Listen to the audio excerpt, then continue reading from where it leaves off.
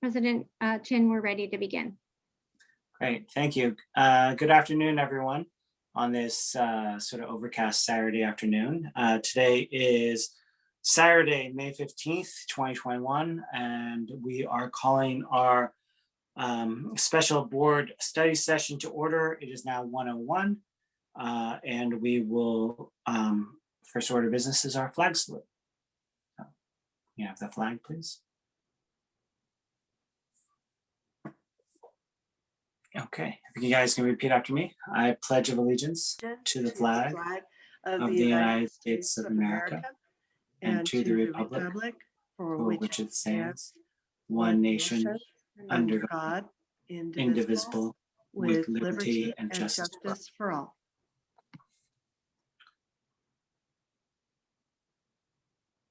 Great, thank you. Next, we're going to just do a roll call. Trustee Corzo. Here. Trustee Proctor. Here. Trustee Warren. Here. And I am here as well. Trustee Watkins is coming. She'll just be a few minutes late. Trustee Corzo, would you mind doing the language translation service announcement, please? Sure. Gracias a todos por estar aquí. Si alguien ocupa traducción en español, si lo tenemos disponible, pueden levantar su mano o empujar el botón para recibir la traducción. Gracias. Great, thank you very much. Next is the approval of today's agenda. Does everybody have any comments? If anyone, no? Motion, would someone like to make a motion? I motion to approve the agenda for the board study session on May 15th. Thank you, Trustee Warren. Do we have a second? A second. Thank you, Trustee Proctor. Roll call vote, Trustee Corzo. Yes. Trustee Proctor. Yes. Trustee Warren. Yes. And I will vote yes as well. Okay, as this is a special study session, we are having public statements now. Item 5.1, public statements related to the agenda items. Please limit your statements probably to 3 minutes because I don't think we have very many people at all. So yeah, we'll go 3 minutes if there's any statements. Diane, would you mind calling for public comment, please? Yes, to our attendees, if you would like to make a public comment today, please use the raise your hand functionality in Zoom at this time.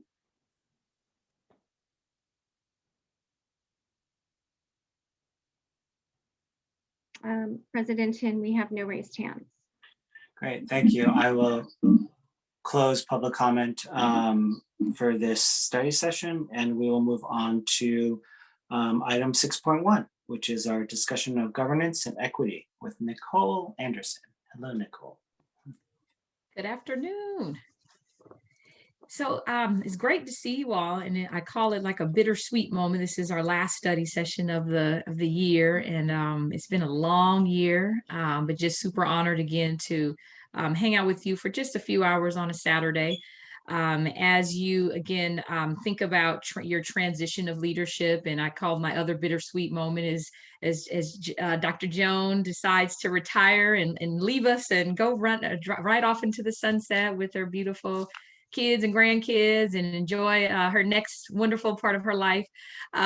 We know that also you're in the process of hiring a new superintendent, and so as a board, it's always important to think about, your governance kind of practices and the capacity you've built this far to be prepared for that transition, especially when you want to continue, and a key word is continue, to really drive home your vision about equity for your students. And so I think this is a really important study session, although you will probably feel a little non-closure because you'll have a transition in the summer, and then you'll have to kind of recenter again, right? Like that's very normal to have a new board member or governance team member. A superintendent is one of those. And so you'll have to recenter again. And so I want you to kind of go into this today knowing that there's some things that you want to have in place. And thank you again, Joan, for being a part of that to really, leave I call it a legacy when a superintendent retires, to just make sure there's some things in place that are really a foundation for the next superintendent coming in. So I just want to acknowledge that in this transition.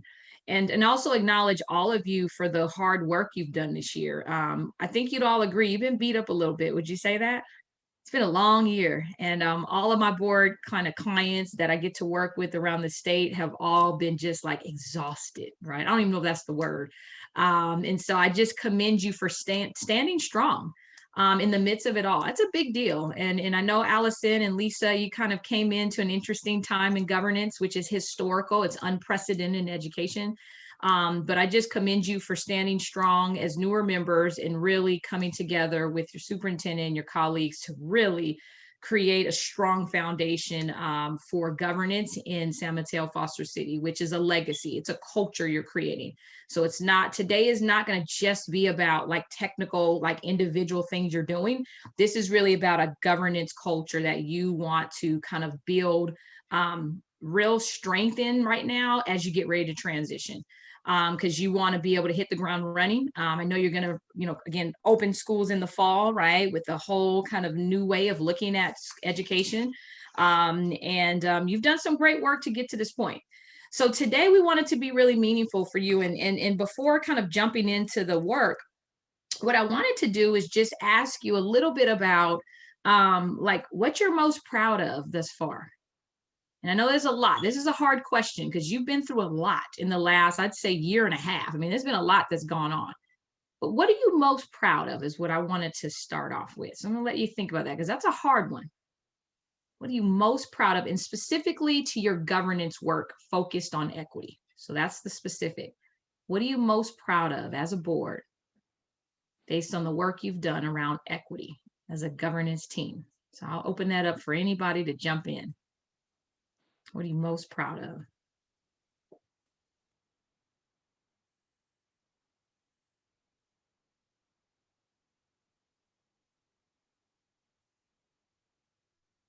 I can start.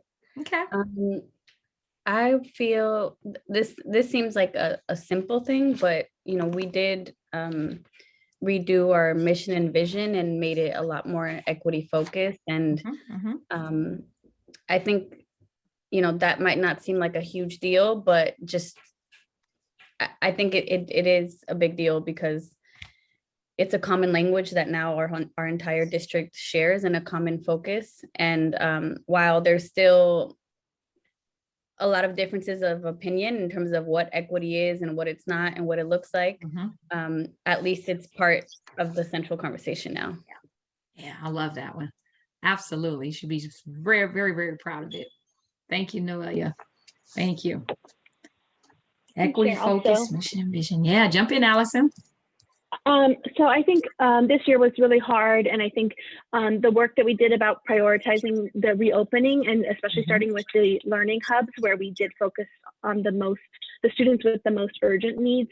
I know that it didn't feel like things moved fast enough for everybody, but I think that starting with those baby steps to get those kids on campus first, and now looking at where we are now and where we're headed, I think I'm really proud of that work. And it was hard, but we did some good stuff there.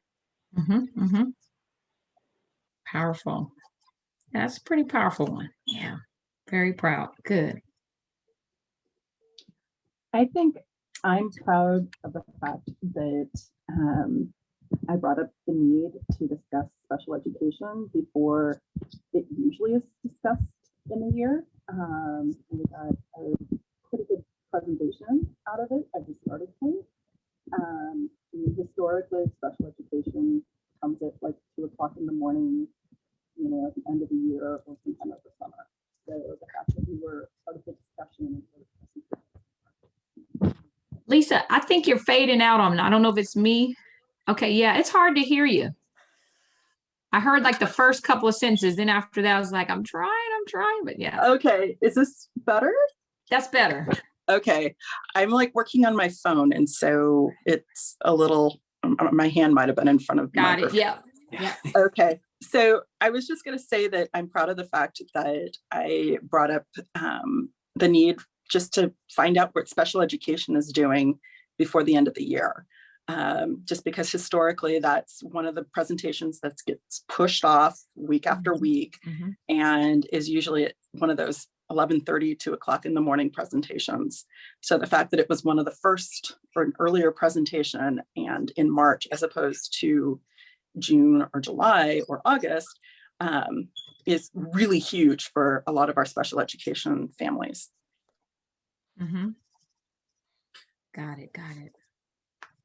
So my immediate thought was getting our kids back into school on campus. Yeah. While it's not for everybody, and we still have a number of families in distance learning, that was sort of my first and foremost. As much as we struggled all year, it was actually getting kids back on campus was a big thing. But when you changed or added the additional equity sort of option or focus to it, I would say that really the Sanctuary Task Force and allowing them space and the ability to sort of pivot and make some really move, whether it was translation services or food or information about evictions or whatever it was at our food pickup lines, but giving them the space and the allowance and in some ways the authority and ability to actually just get out there and make a difference. I think that was pretty huge. I think everybody was sort of overwhelmed and over the last year, and without that group specifically, I think there would have been a large population, school population that may not have been received services or know what was going on. And so I think that was a big thing. Got it. Powerful. Thank you. Powerful. Joan, what about you? I have a couple of things to add. I wanted to say that while distance learning was not our preferred method of education, and it certainly maybe we could have done things differently and it maybe made it easier, we did ensure that we added Chromebooks to our fleet. We didn't even have one-to-one Chromebooks. We weren't a district that had one-to-one. So we had to move rapidly to ensuring that we had Chromebooks, hotspots. And like I said, it wasn't a perfect rollout, but we scrambled around and did that. Our staff had to completely reimagine how they taught, and the whole work around online curriculum and how to engage kids through an online platform. I feel like that was a tremendous undertaking.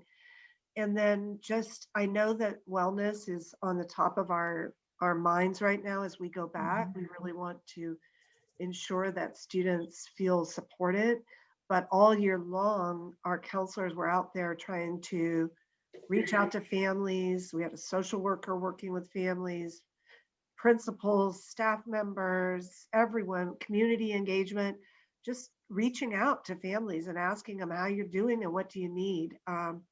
So I think some of these things they seem just like normal things, but they weren't in the world we were living in. Right. They became very, very important.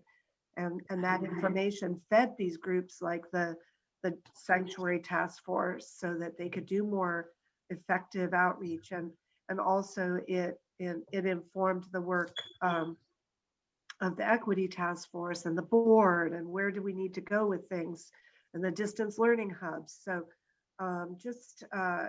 like I said, we won't ever, all of us, look back at it and say we did, it was 100% wonderful project we did during distance learning, but we certainly gave it our very best effort. Got it. Thank you for that. Powerful. Yep, lots to be proud of in that. Welcome, Shara. Good to see you. So we're just we started our conversation with what we're most proud of this year as a governance team with specific focus on equity this year. So do you have something you want to share with you're most proud of the governance team's work focused on equity this year?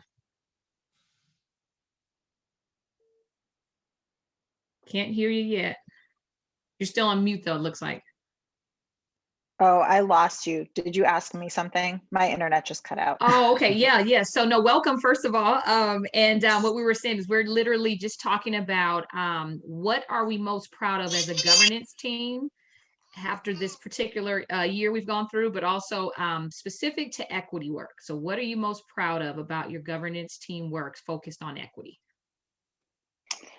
I mean, I think for me that I'm just proud that we've kept it as the focus and the through line for the work, moving, from everything from, reopening conversations to it's just been the focus of the conversation, and we've kept it at the center despite, I think, many opportunities for us to stray from that as the area of focus. And so I think that continuing to prioritize that work in the midst of lots of other things is huge. And so I'm proud of our board for continuing to do that, and our district team for continuing to do that and to engage in those conversations, even though they're not always easy, and they're important.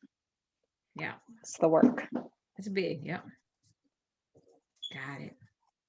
Powerful. No, and I appreciate this because each of you shared what you're proud of. Again, Shara, what I'd shared prior to this is kind of our purpose today is a little different from, kind of your normal study sessions, because you all are in a transition of leadership. So as you think about some of the work we're going to do today, it's not going to be so technical where you all will make some decisions and anything of that nature, but you definitely, as you think about this transition, what you're most proud of is really going to be something I think you all can create as a platform for your jumping off point for the next level of work. And so the things you're proud of, I think, is important to celebrate, because it's been a hard year. But then I also am curious about, I know that many of you, when you were sharing your responses, you said, although distance learning wasn't the most ideal way, or, although you kind of qualified it with, there was still not completely, just this positive experience, but you were proud of some things. But also I heard you kind of say that there's some things you still want to work on, you want to improve. So I want to open that back up. And so I want to ask you, as a governance team, and just kind of stay in the governance space, right? As a governance team who governs by policy, right? And your vision, what would be one thing that you're like, as we move forward and kind of transitioning into this kind of new school year, and obviously coming in with having a new superintendent, what would be something that you're just like, we got to still get better at, or we have to improve? So anyone want to jump in? And I know there's a lot of things you can pick, but kind of pick like that top thing. Okay, what would that be? So anybody can jump in. Special education. Okay. Okay.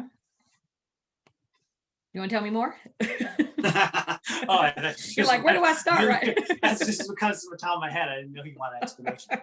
No, I think we've gone through the audit.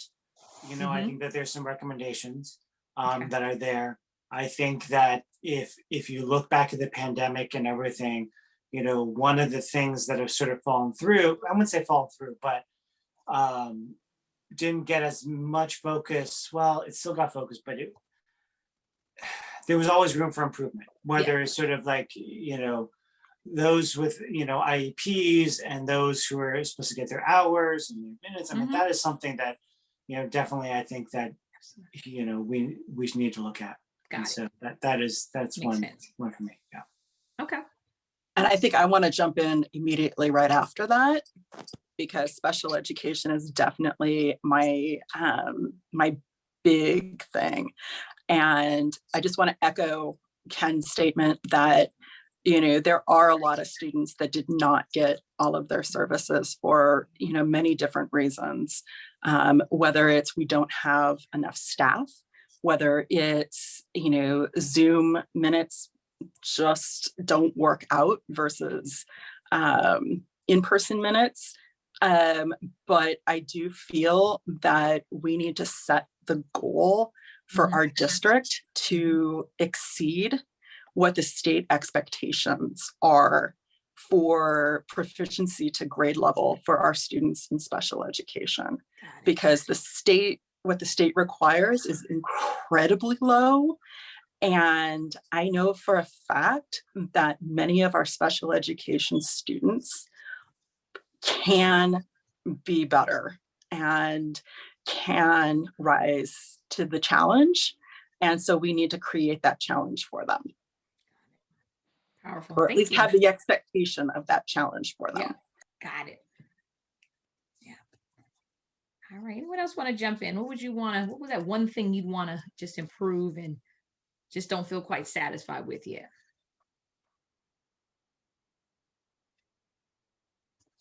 Shara, Allison, Noelia? Yeah, I'll just say, I think our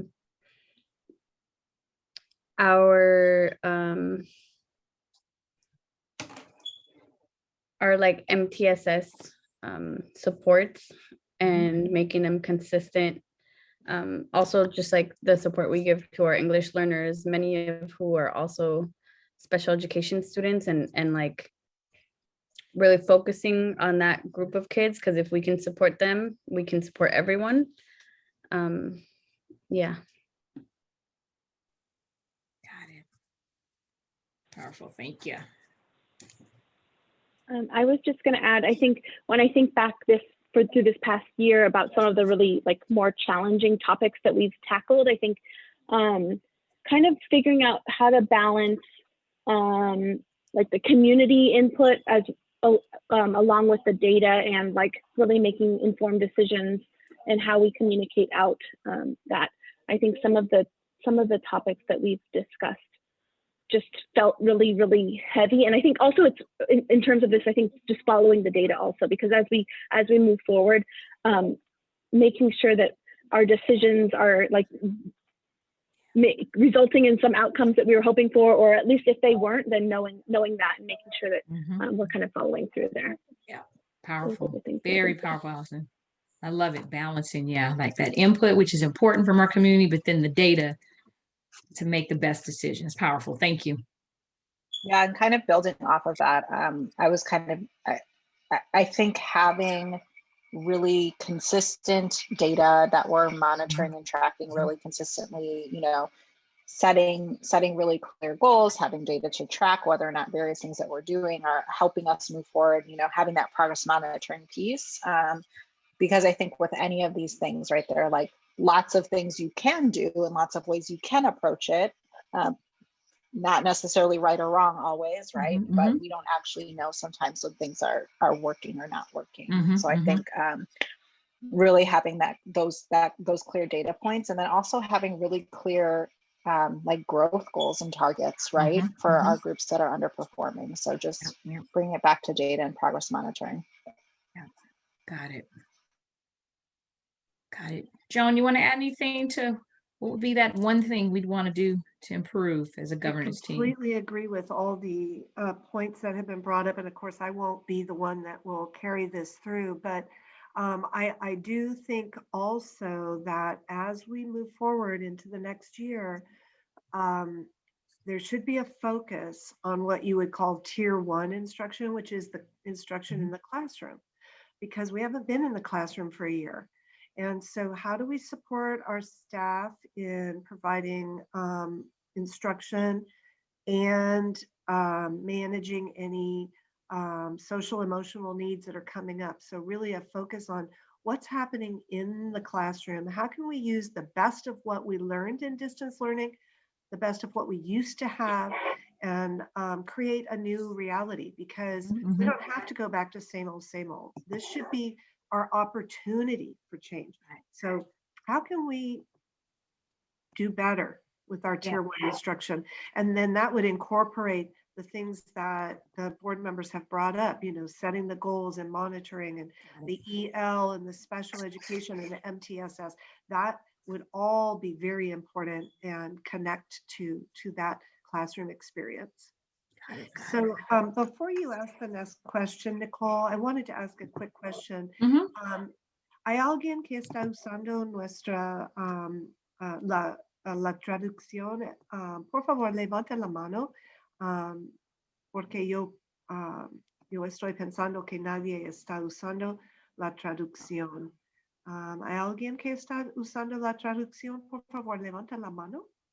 If anyone's using the translation service this afternoon, would you raise your hand?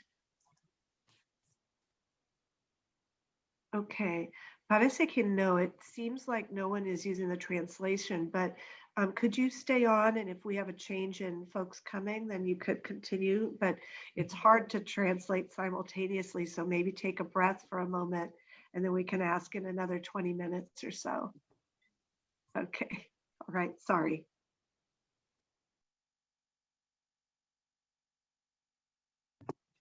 Okay, thanks, Joan. Yeah, good jump in. Good catch on that. All right. And so as you think about the question I asked you, what are you most proud of? And then what is that thing you want to improve? As you kind of move forward into today, but also as you transition, everything we're going to talk about today is about thinking about, okay, we're transitioning and our governance team structure may change, right? It may change. We may do some things differently. We may continue to do certain things. And then there's this thing called like effective governance practices, right? Best practices. And so we absolutely want to make sure we're really conscious of that. And that, of course, we don't lose focus in equity, because that's ultimately why I know I, partner with you all to really keep equity at the forefront of everything you do. So we're going to talk about like, how do you do that? Because that's sometimes very difficult. And I think Allison brought up a good point about like, how do you balance like community input? Because this year you had a lot of input, right? And you all, I called it, you were celebrities. A lot of board members, I kind of tease and say, you are celebrities, right? You have lots of people watching, you have lots of people come to meetings, and a lot of boards across, I think, the nation experience that. So you're not alone. But one of the things that's so critical is that you kind of really find times to refocus and recenter your work, because ultimately you all had a lot of initiatives. You had a lot of, I call them distractions because of what COVID brought to us, I think, and the state requirements, the county requirements, things changed. I think every time I met you, Joan, you had a new update on what the new requirements were. I mean, you had 50 reopening plans. I mean, it was a long, hard year. And those, unfortunately, become distractions to equity work, right? And so what I want to do is just help you all kind of push all that out for just a moment and just think about, who are we as a team as we get ready to transition? Because ultimately you want to be healthy. I wish we were in person, in terms of like somewhere in a mountain somewhere we would have retreat kind of experience, right? But you've never really even gotten that this year, right? You've been beat up. And so sometimes it gets really hard to recenter and focus on the things that are most critical. And those are tools that governance teams need, because it's not going to be the last time. The more equity focused work you do, the harder it's going to get. It's not going to get easier. And I know as a team, you all, kind of had as your criteria for your next superintendent is like, you want them to continue to lead for equity. So that means you're going to go deeper and deeper and deeper. And what happens is it gets messier, messier, messier. There's a lot of emotions attached to this work. There are people who do not believe in equity work. And here's what's interesting, and I've noticed in the last, I'd say, month, is a lot of the pushback for equity work, and people don't want to do, they think like, critical race theory is going to be the focus, and that you're teaching kids, who have maybe different beliefs within their households, maybe teaching them some people call it indoctrinating kids, right? Literally, people are very concerned about this work. And many people are people of color who are saying this.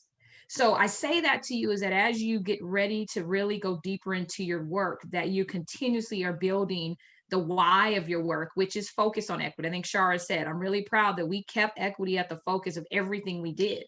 But even more, you're going to go deeper into that and deeper into that, and the work gets harder. So today is really centered around strengthening your kind of team as a focus on equity, not just as like individual team members. Remember, we always come together as one. So as Allison, when you said making those tough decisions, right? You have community input, you got the data, but then there's our vision for this work, which has to be unified.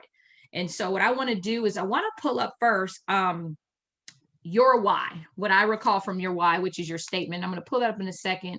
And I just put it back in some slides for a minute. So let me go back. Sorry, let me share my screen. And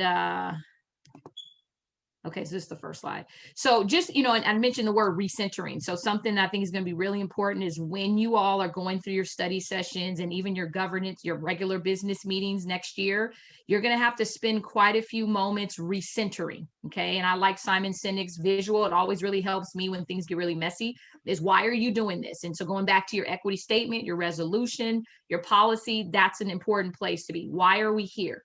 So that we have common language. How you do the work. So you remember we spent time with your governance handbook. Remember we went through and we kind of looked at those things that maybe you want to adjust and things that's like, we're good. But sometimes going back to your governance handbook is really important for your team, because how you operate looks very different from what Joan or your superintendent would do. from what the staff does. Like, you're a governance team, so your protocols, your norms, how you work together, how you make decisions, that all has to be recentered. Because I think this year you were tested in your how. You know, I got to watch you from a distance and up close, and you got tested on how you do your work, because this was an interesting year, right? And I go back to, again, Allison's comment. You had to balance the community input, which is very important. And then you had to balance what are the facts, what are the data, and what are effective practices as a governance team, but also as practitioners. Joan and her staff, right, obviously have roles they play as the experts of educators, right? So your how is something you're going to get tested on once again as you move into your transition. And you got to go back to your handbook. Most boards only look at their handbook once a year. So I always say, you may want to pull it out a little bit more often than just once a year, right? Really important when you want to be effective in your governance work, and specifically equity focused work. The other is the what to the work. So like, when it's all said and done, like, what comes out of this? So I think about like Lisa mentioned special ed, Ken mentioned special ed. When you think about the what, like, what are the results of our governance work? Like, what does it look like when we're all done? And that's something you're going to have to be able to continue to articulate. It shows up in your policy, because governance teams govern by policy. You're not the implementers of work. So it's going to show up in your governance policy, your BPs, right? It's going to show up in your priorities. So special education obviously is a priority. It falls in that. I heard a lot about the teaching and learning space. Like, what does it look like for kids in that classroom? And then there's also like the plan, right? Like, what is it actually going to look like? What are you all going to do? And that's where kind of the administrative regulations show up, right? In that policy space. This is where your plan coming from the recommendations from your task force show up. This is the what of the work. And it's going to show up in data, right? It should show up in data. I think Shara mentioned, how do we measure, right, the progress of our work? That's the piece that's going to be important when you get stuck and it gets messy. I love this slide because it visually, I like visuals. And so that Simon Sinek's golden circle is always really helpful when you get stuck as a team, right? And just go back to where you started. Just go back to why you're here. And obviously how you're going to do the work is important. And of course, the what of your work is obviously going to be, where do you want to be? Okay, what's the point of all of this, right? Where are you going to be? And then remember, this is a long-term journey. This is not overnight. So this is where I always talk about how you have to also be very clear about your long-term, your short-term, your medium-term goals, because the reality is that some of this is not going to happen overnight. And I think I heard Joan say, like, we're proud that we could leverage this opportunity to learn new things, but we got a lot of work to do in terms of what does this look like in the classroom? And that's not going to be tomorrow. So when we talk about holding your superintendent accountable and the staff for doing the work of the governance team, that's not going to show up always overnight. So we have to really be real clear about what that looks like. Okay, so I love this, just kind of recentering. And so what I'm going to help you look at is like, okay, so what does effective governance look like? So I'm going to share a few things today, just to give you some tools and some reminders as you go into your transition. Okay. And so I'll give you a few resources that are helpful. So I know you all study on your own, right? And so often it's good to have resources to build your individual capacity as a board member. But then as a team, there's some things, obviously study sessions help. We're going to go back to your board assessment. We did this prior to, I think, Allison, you were on board then. I think this was still back in June of 2020. So I'm going to go back to where you all looked at your own kind of governance space. And then we're going to talk a little bit and remind ourselves about our roles. Definitely look at your equity statement. I think it's important to go back to what you said equity is.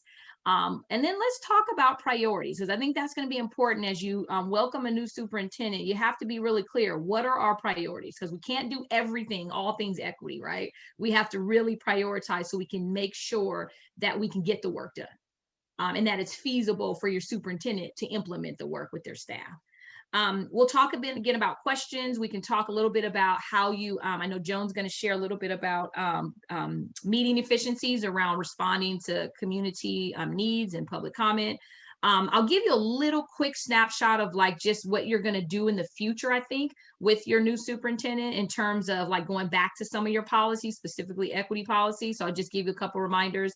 And of course, I do want to spend just a few moments talking about leveraging the task force because you're at the space where the task force is going to bring recommendations, and there's actually a meeting on Tuesday. So I want to make sure that we have a real clear kind of view and vision of what that looks like. And so the first is just a quick resource. I believe I shared this with you all in your packet. Did you all get this one? And apologies if it didn't get in there. I may have just thought I gave it to you. It just came out recently, so I can send it over to Ken and Joan just to share later if you all. It's just a resource, but I thought it was really cool. It's a brief that literally talks about like restarting school, right? And like, what are those things you can do to focus on equity as you go into the new year? So it really is a great resource that you all could take a look at on your own. The other is there's a brief that CSBA came out with as well, and it's really powerful about trying to help governance teams really think about like the unity that you have, because this year also created a lot of divisiveness, I think, even amongst teams, because people have different views and visions on the work. And so especially equity work can be so tough that there were some really great reflective questions in that brief. So you all should have gotten this issue, because I think you all are CSBA members, so you should have gotten that one. And so definitely take a look. The other is next year, you may want to think about your own book study process, right? Sometimes it's really great to have a touch point because you're going to be super busy. We had the pleasure of having lots of study sessions this past year, but you won't always have that time. So sometimes having a book study is kind of a cool process to think about. And that governance core book is a great one that several boards are actually using as a study session tool on their own. So just want to share a few resources before we jump in. Which book was that? The Governance Core with Davis Campbell and Michael yeah. Fullen. Yeah, that's a really good one. Lots of teams are using that. Pretty easy read. But you know, it's after you've gone through your MIG trainings and all that. I know, like Lisa being a new member, this is a really good one. Having, like, again, you're bringing in a new superintendent, so recentering your work, doing that onboarding kind of process. This is a really good one to use when you just don't have a lot of time. I got that book in in the mail, or I don't know. I thought it was in the school district. Did not everyone get it? Yes, I had purchased that one for Okay, good. For the team. Now, Lisa, do you have that book though? Because that was a while ago. Okay, good. No, I got the book. You do? Okay. Yay. Yes, I Good. Yeah, so that might be a good one to do, is like a book study. I have one colleague who we work with several boards in San Mateo County, and she actually trains boards around the nation, so she uses it quite a bit. It is obviously a book that Davis works a lot with CSBA, but it's a really good one, to utilize. And so in her study session, she'll kind of go back to it. And it just kind of is a time efficient thing too, because you don't have a lot of time to do learning, right? And so it's just powerful. So definitely a recommendation. And so a couple of things I want to kind of jump in on as you think about kind of your work you've done this year. You all have an equity statement. So I just want to remind you about kind of the why that you have of your work. And your equity statement was this. So y'all remember we went through this together and you all did some revisions. I just left the one that we did last. You all adopted it, I think back in February. So this is what you said equity was. So I want to just remind you and let you take a look.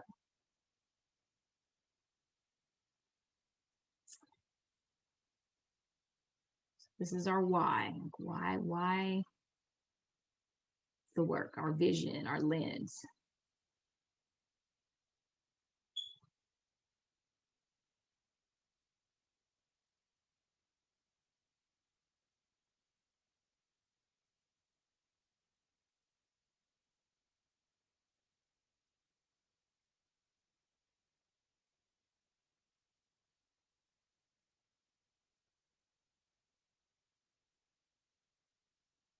Great statement, powerful statement as a team. So I have a couple questions for you. So when you think about this statement, I'm going to share the other slides just to help you with this. So thinking about your statement, couple of things. I think Noelia said it. We have some common language now, right? It clearly communicates what equity is to you, and it is something you can use as a lens for all your district policy work. And I think Shara said that when one of the things you're proud of. Being a part of your equity policy. So one thing about the statement is a lot of boards have it in their policy to really make sure that this is what equity means to us. I believe you all adopted the CSBA policy, correct? So as you, yeah, Joan, go ahead. I think we're gonna jump in. No, I think that we did update that, but I'm realizing Yeah. that we may need to update it again. I'll pull that out. Yep. Yeah, and so that was the one piece is your statement typically shows up in your equity policy. So that's something that you all can definitely do in moving forward, just to make sure everything's kind of in one place and one, it really calls out what your lens is for the work in your policy. Obviously, it's student centered. So it's always about the kids. Obviously, equity is about everybody, all stakeholders, but specifically the outcomes and the work is about kids. And so I just want to commend you on that. It calls out inequities in data. So you all made those revisions, which is powerful. Some boards are still working on this, right? It's very broad and general, and bringing it down into you actually calling out racial inequities, calling out student groups, I think is really important to be more clear. And also about the measurable piece. So I want to go back to, I think Shar mentioned being able to have measurable, monitoring progress. And so thinking about your equity statement has some things called out that can be measured, right? Very important. It shows up in data. If you said your policy, or sorry, your statement actually came to life, that you actually can measure it. And so I'd want to commend you on that. I feel like you definitely aligned it with your vision and mission. And I think that's something that's not only a thing you do on paper, but it's also like in action, right? It's a thing that you do. It's a culture. So your mission and your vision for your district absolutely should speak volumes and be in conjunction with your equity statement. So I think you all are really in that good space, and that is come to life, right? I think it's very important. Here's something though that's interesting. This last bullet is including stakeholder voices in this process. So although you have adopted a statement, it doesn't end there, right? It's still ongoingly having that kind of elephant blind man process. Remember, I always show that kind of analogy, right? When we talk about defining equity, because as you know, everyone does not necessarily believe in your equity statement yet. They may not quite understand your equity statement yet. So this is not a like final process you've adopted in February and voila, like we've magically like done our work. You're going to have to continue to get input and feedback, and you're going to have to continue to use this as a guide for your conversations and the decisions you make. And so that's an ongoing piece. Now, my question to you is this: do you feel like as a team that when you make decisions, that this is the lens that you use when you're making decisions? I want to ask that and just kind of open it up. Where do you think you are in that? Do you feel like you use this as your lens for any decision you make? I don't know, Shara, maybe I can pick on you for a second because I think that was one. No, it wasn't Shara. I think it was Noelia. Okay, let me go back. Yeah, it was you, Shara. So you mentioned keeping equity at the focus of all like governance and decisions, even when there was like distractions around. So tell me a little bit about, now that we're looking at the statement, do you feel like this is a lens we've been using to make decisions as a team? Just curious.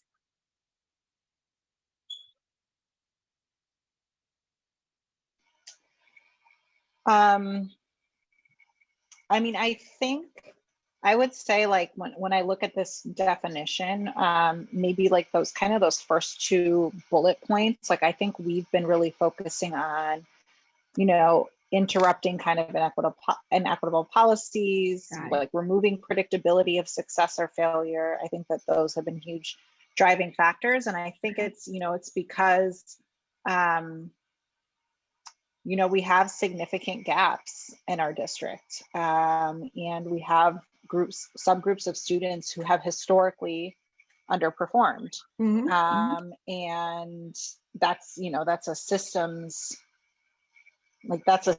challenge or failure. And so I think we've been really targeting those groups of individuals. And so I think that part of the definition has been driving the work. Okay. Would you all agree? When you think go ahead. Sorry, no, go ahead. No, go ahead. No, I was just going to say, I mean, I think, no, that's it. Well, you might be thinking what I was going to ask this next question is that I want to ask like in your team, do y'all agree with Shara in that statement? Like maybe like we really focus on those first two bullet points of what the work looks like. Would you all agree with that piece? And I think my kind of follow-up question is like, do you have a specific example of where this statement really was used as like, let's get our statement out and let's make this decision based on what we say equity is? Like, do you have a specific example? because you've been doing a lot of work this year, but I want to know, is there a specific example? And this is really important because I want to hit on something about how boards can use their equity statements to really prioritize their work. Do you have a specific example where this statement really was applied to a decision you made as a board?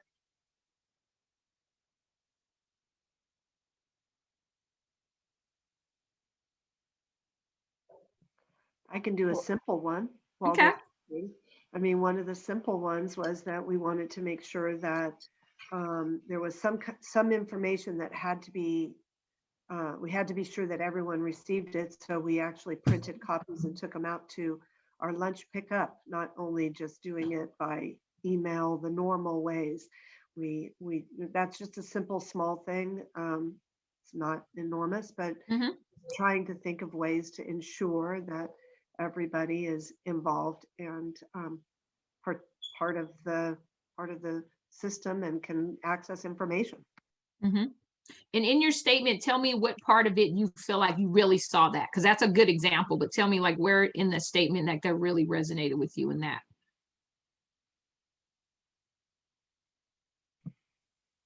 I guess it would be around eliminating biases where to create inclusive environments. I mean, making sure that everyone knows what's going on and can be involved. Yeah, great example. Thank you, Joan. And I'm not saying it's perfect, and I don't think we're all there, but it's just another step that we did purposely. Yeah. Yeah, no, I appreciate that. And so I was thinking the same, Joan, that interrupting inequitable policies, but practices, right? So you called out a practice of making sure that our maybe disenfranchised stakeholders have information, they have access to information. That's being more inclusive. So my follow-up question to anyone in response to Joan's example, do you feel like that's something that could be measured in data, the impact of that practice? Could that be measured in data? I'm not sure that it could, because I'm just thinking about like, I mean, unless we like sent additional surveys to families and asked, you know, did you get this information? Was it able to, did it have the intended, you know, was the intention fulfilled? Like, did you use the services or what the information that you learned about? Yeah. Not to like take things in a different direction, but something that I was thinking about, and I know like, you know, the 6th grade math vote that we had, you know, wasn't we didn't all reach a consensus, but I do think that's an example of interrupting an inequitable practice. And that one I think could be more tangible in terms of having data. And was one that I think, you know, was really equity focused and more like tangible, more substantial. Yeah. Got it. Yeah. Yeah. And it sounds like you can measure that by data, the impact. You can measure the impact. Okay. Shara, jump in. No, I mean, I was just going to kind of build off of that because I think that is one of the most recent and one of the most, you know, that was a really big kind of policy decision recently. And I think, you know, when I look at kind of some of these pieces, like I think sometimes things get, you know, like we've done a lot of work around, you know, what does it mean to be a board? What does it mean to be district staff? You know, setting policy and direction versus implementation. And I mean, I think about that as a policy decision, and a lot of the concerns actually didn't arise from the policy. Now, there were some concerns about the policy, but there were more concerns about the implementation. Our job though is to make a policy decision, right? And so I think about how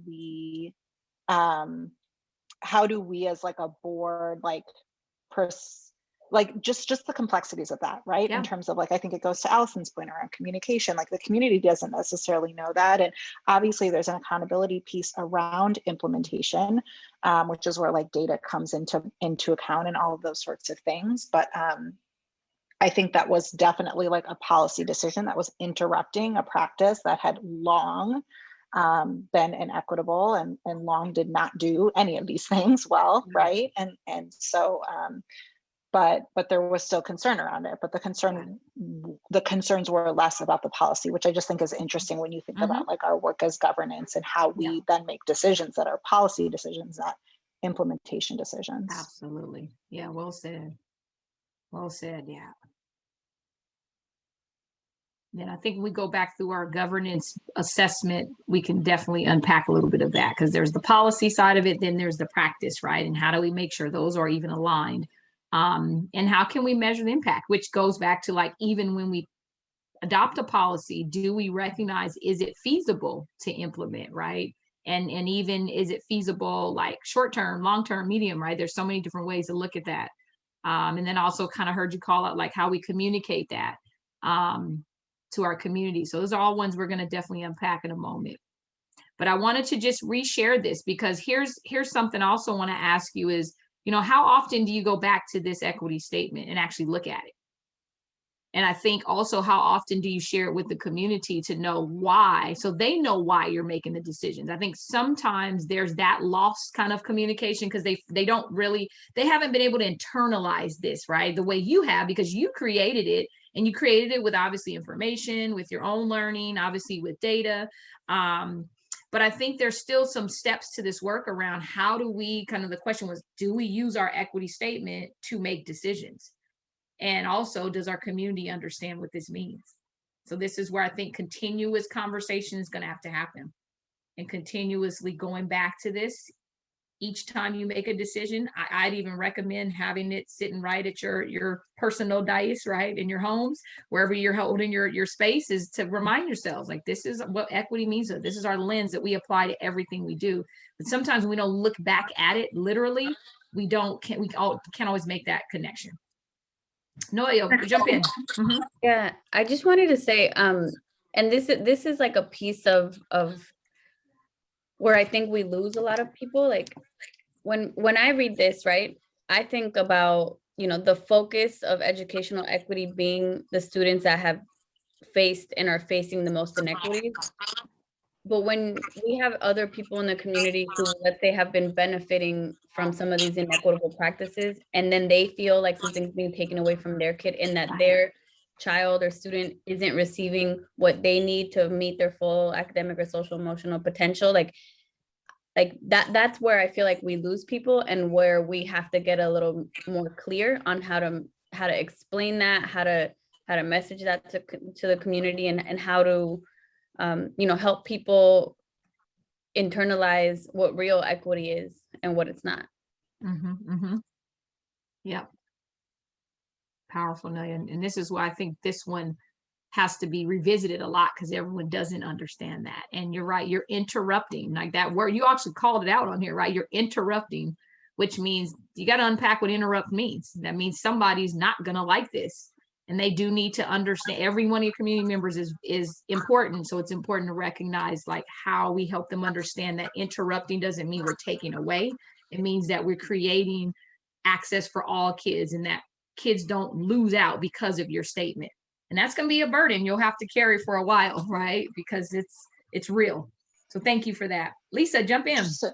Sorry. Yeah, just to play devil's advocate here, I think a lot of people were looking at, you know, because, okay, so backing up, the math discussion and the governance handbook discussion happened both at the same meeting or close to the same meeting.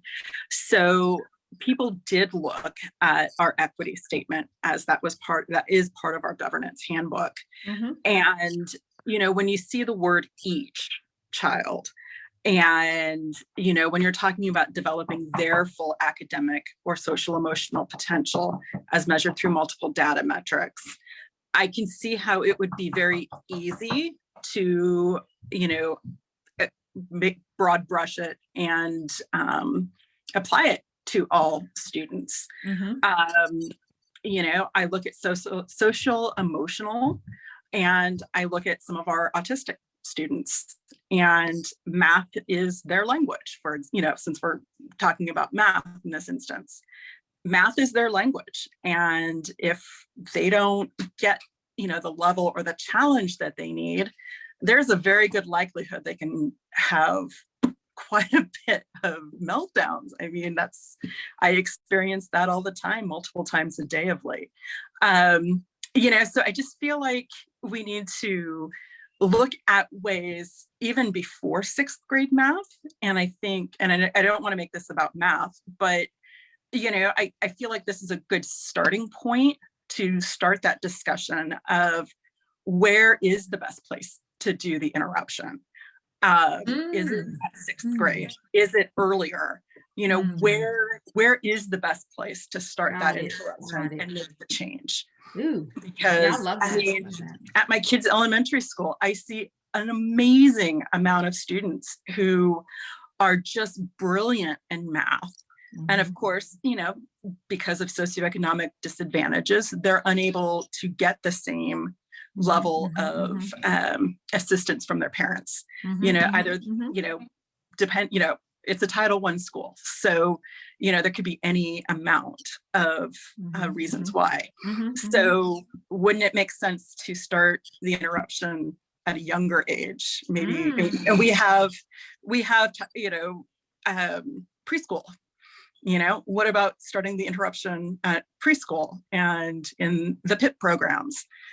So I think it just opens the converse, like our equity statement opens that conversation even more to a more think outside of the box.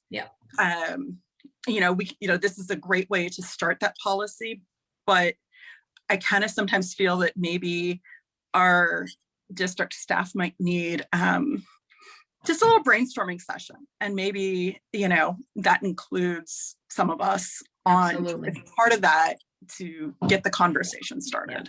Oh, thank you, Lisa. Thank you for sharing that. And you said play the devil's advocate, but I think it's just being very real. These are the struggles you're going to have as a board because of your statement, right? Which is powerful and strong and very much, I think, going to impact equity gaps, for years to come. However, what you said is interesting is, when do we do bullet point number 2?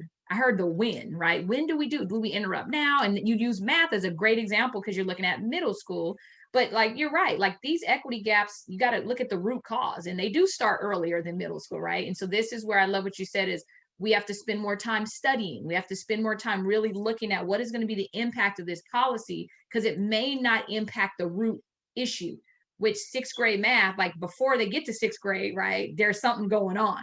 So thank you for saying that, because that's the harder work of a governance team, to not get in the weeds and do Jones and her staff job, right? But it's really about, how do we ask those questions that you just asked as a board prior to us making decisions, so that when we make a policy change, we really can make the most impact based on our understanding of the root cause of the issue. And this is why it's important to also talk about how are we going to address when hot topics come up, and then how are we going to address when we need to pause and do some studying with our staff to really get to, before we make this decision, are we really understanding the full impact from start to finish? So I just appreciate you bringing that up, because that's the hardest part of the work of being a governance team, which is more of the long-term work versus making a decision right away. That's short-term in nature, but it has long-term effects. So I just appreciate that. Shari, you had a thought? I think I saw, yeah. Yeah, I did. I just want to, just to kind of follow up on that. One thing I just want to say is it has to happen everywhere, right? And at every place, because the inequities exist everywhere and at every place. And so as these things come up, we have to address them. And that's just our responsibility if this is going to guide our work. The other thing I kind of wanted to follow up on what Noelia shared, which is, and I don't know if I was mishearing her, but I actually, part of me wonders if we do actually, and I don't know that now's the time to do it, but part of me does wonder if there's a place for making some revisions to this again, because I feel like, and I'm glad Noelia brought this up, and I think Lisa did a little bit too, in terms of like some of the places where some of these things are not being understood or interpreted in the way that they were intended. And so they're being used to undermine, in a way, kind of some of the work, or like, so, I think about this idea of you know, the last bullet point that I know Noelia mentioned and I know was brought up, right? Like, for example, the math example, right? Like, if we don't have an accelerated pathway, then my students' unique gifts and talents, you're taking that away from my higher achieving student.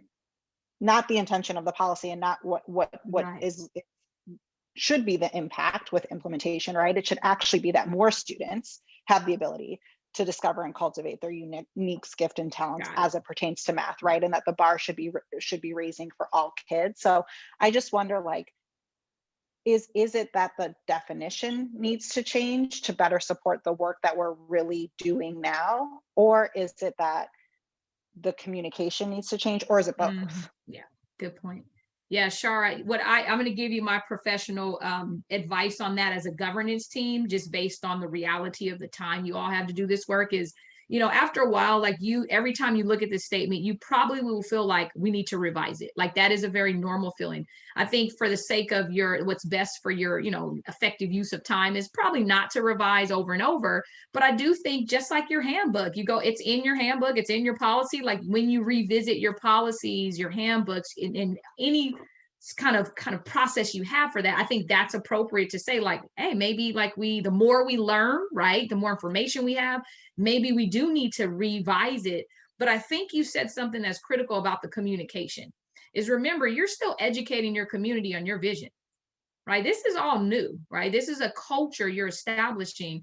And it has to be fair to say everyone's not going to understand at the same pace, the same journey. They have different needs.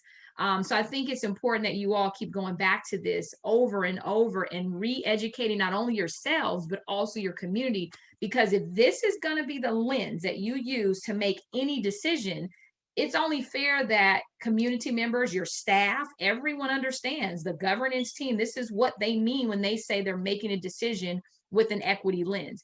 And so I even have recommended to boards that, like, if you take a statement like this, you can just take bullet point number 3 and you could have a whole study session on what does that mean?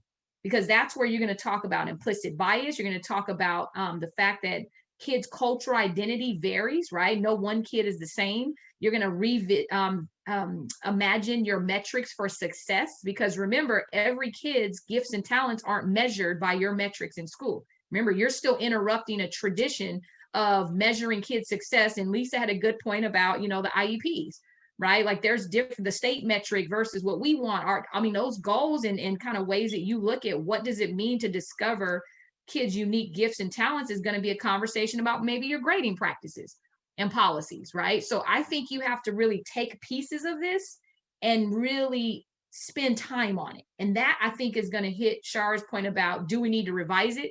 Maybe not, but we do need to unpack it and communicate what it means. Because here's the big deal. 5 years from now, how do you measure that these things have happened in San Mateo, Foster City? That's going to be the challenge for you. How do you know that you discovered and cultivated the unique gifts, talents, and interests of your students? And that's where you're going to show up in. It should be quantitative data and qualitative. So it may be you ask people's experiences. That's the surveys, the interviews, the equity walks and observations. And then there's also like your academic, like test scores, grades, and all the metrics you have. Those are going to be where you can say, yes, our equity statement really came to life, versus trying to wordsmith it over and over. You'll never really get to a place where everybody's going to have that, you know, agreement about what a word means. But I do really think you all will have to revisit this a lot. And this is why I say, how often do you actually go back to this? The more you go to it, the more you'll understand it. And then the more you'll be able to explain it to your community. That's what's going to be important. It becomes part of your language in your board meetings. So as I'm watching a board meeting from a distance, I should hear some of this terminology come out of your mouths, because it's your statement. It's your lens for which you do all work. And eventually the statement won't even be needed anymore. It's just what we do. It's a culture. It's our life, right? And that's going to take time. So I think where you're at is really in a good place as a board, but to take it to the next level, part of why I brought it up today is, as you're transitioning with a new leader who you said you want to be an equity leader, what that is going to look like is you have to have a lens for what does equity mean. And this is where I see your statement really driving a lot of that. So I hope that helps a little bit, because it's definitely a non-closure moment. It's not one that you want to determine today, but I think studying this is important. I challenge each of you individually, look at this, like, I won't say daily, but you need to go to this quite a bit. If you're going to live it, you got to actually see it, and you got to make sure it makes sense to you, because also each of you individually has a different journey and you have a different way of seeing it. And so I think that's the part, you kind of goes back to the, remember where's the picture, the elephant and the blind man. Remember, like that's what this process is your equity statement is that elephant, and you are each individually kind of getting to a place of having common language amongst your team, which is really critical, even more than prior to you having your community understand. So you have to have a common understanding. And Lisa said, I really focus on special education. She's right. Shara may say, you know what, I think, Shara, you've talked about several kids you called out this year, your kids of color. You've talked about, I think, Noah, you called out English learners, right? Each of you are right. But the equity statement you have is really calling out like all kids, right? But it's sometimes focused on one part of the elephant. And that's what the community has to understand is, I think, Noelle, you said it's not about taking away from another set of kids, but it's about helping our community understand that right now, based on the data, we got to focus on the ear of the elephant right now, because that's where the need is. The ear is hurting, right? It's damaged. So that's what we're going to focus on. And that's going to be, I think, your bigger battle as a board. When you talk about what Joan's going to share in a little bit, like your ways of addressing the needs of the community, because the community is going to come and say, I don't agree. I don't think that elephant is really real, right? They're not going to understand it, even when you show data. So this is the bigger challenge as you make this bold statement, and your statement is bold, it's powerful. I often use it to share with other boards. So I didn't ask your permission, but I definitely do say, look, San Mateo Foster City is a great statement, right? I mean, so you should be proud. I hope you're proud of this as well. And so I want to make a connection, if you're okay with it. I'll leave this, I'll pull it back up in a moment if you need to, but I want to just kind of get to a place of where I think you all are kind of going into a deeper space, is kind of as a team, right? As a team, where are we in our equity journey as an effective team? And I want to ask you all how you feel about it. And like I say, I know you have newer members, you're going to have a new superintendent, you have a lot of changes that are going to happen, but I want to ask you where you feel you are as a team. And the last time I asked you this was back on June 27th of 2020. I don't know if you all remember that. Well, while they look at that, can I ask one more time about? Yeah. Oh yeah, please go, jump right in. ¿Hay alguien que Might be a está good water usando break. la traducción? Por favor, levante la mano si hay alguien que quiere traducción en español. ¿Hay alguien que necesita la traducción en español? Por favor, levante la mano. Ok. Gracias. All right. Rosa, should we dismiss our translator then? I believe so. Okay. Thank you. Thank you, Stephanie. Thanks, Stephanie. Was on the Spanish channel. Thank you, everybody. Bye. All right. All right. So I was saying I was just grabbing some water. So I'm not sure if you all want to grab some water or have a couple of moments to take a stretch break, but we're gonna go. It's gonna go pretty quick to 3 o'clock. So you all feel okay? You still good with moving forward? All right, perfect. And take care of yourself as you need to. So I want to go back to kind of this, what you all thought of yourselves back in June. Okay, and this board assessment, you all, I'm not sure how many of you had a chance to take a look at it and just revisit it. So that was the one kind of homework I wanted y'all to work on, but I want to just kind of go back to it. This particular board assessment is based on, and let me reshare the screen, sorry. It's not as big on the screen, so if you have yours in front of you, that might be better. And I can actually pull this up. Yeah, it doesn't allow me to blow this one up. I don't think, or it could be I just don't know how to use my computer. I think I'm freezing on you all. Give me 1 sec. Am I cutting out? No. You're fine. Oh, let's see. Yeah, I think it's trying to kick me out and reconnect me. Let me pause for a second.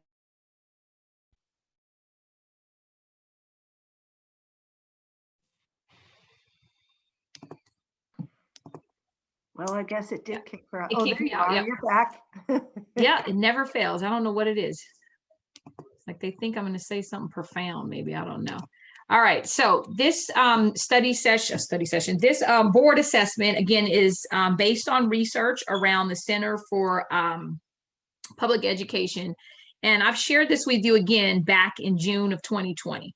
So I want to revisit very briefly just to make sure that as you think about you're an equity-driven board, right? That's the spirit of why I'm with you. That's it. I'm not with you for any other reason. You are an equity-driven board. And to be effective at leading for equity, we have to be effective in our governance practices. So that's the spirit of this board assessment. And based on the research, there's 8 characteristics of effective governance teams. And so we went through these back in June. And so I just want to revisit them just for a moment and remind you of some of the things you shared. And when you talked to me in June of last year, for the most part, you all said like kind of a big picture that you felt like you were somewhat effective, right? There was 3 columns, not effective, somewhat, or very. So I want to ask you if you feel like you're still in the same place and maybe what's changed, or, you know, what are some things you want to really still focus on? Okay. Because again, you all want to be effective at leading for equity. That's what you told me. That's when I first met you. So that's the spirit of this. And so it's hard to be effective at leading for equity if we don't have these characteristics in place. And this is really great when your new superintendent comes on to even revisit this again to see where are we, because some of these things are going to require you to reestablish a governance team culture based on the leadership style and needs of your new superintendent and what you all need as well. And so the first one was around your common vision. Second one's around having shared beliefs. The third one was around being collaborative with your staff and your community. So this is more about communication, both internally and externally. The fourth one is about accountability driven, spending less time on operational issues and more time on your priorities and equity. And then the fifth one is about being data savvy. So I know that came up, data savvy, and we embrace qualitative and quantitative data. And we absolutely embrace, even if it's negative, we use that as an opportunity to learn, an opportunity to grow and improve. The sixth one is about aligning your resources, sustaining them, and doing that with a very focus on equity, clearly. And this one calls out, for example, professional learning, because you spend 85–90% of your budget on staff. So obviously building capacity of staff is absolutely needed to sustain equity focused work. So staff has to have that opportunity. And then the seventh one is about leading as a united team. The key word is united. And that CSBA newsletter I shared earlier that I think you should take a look at, those are the questions they talked about, is united team. You work with your superintendent and you work well together, because each of you individually have maybe a different perspective, but as a team, how do you come together in a united way? Regardless of what your decisions are, everyone has the right to vote, right, differently. But once that vote is done, how do we make sure we're united? So that's that piece. And then the eighth one, the characteristic is you're part of professional learning together with your superintendent, sometimes without, but you have a culture of learning, very critical for equity work. Because if we don't understand the context of what equity is, and we don't have that chance to learn together. I mentioned the book study. I mentioned doing your homework when you get those packets from the staff as part of your board packet. Those are the opportunities to learn together, these study sessions. So that was the assessment. Okay, those are what effective teams do. And in your, I didn't give it to you in your packet for this one, but in your past package, you actually got the report. So it's a longer report and has the research around certain boards. You may recognize that research as well.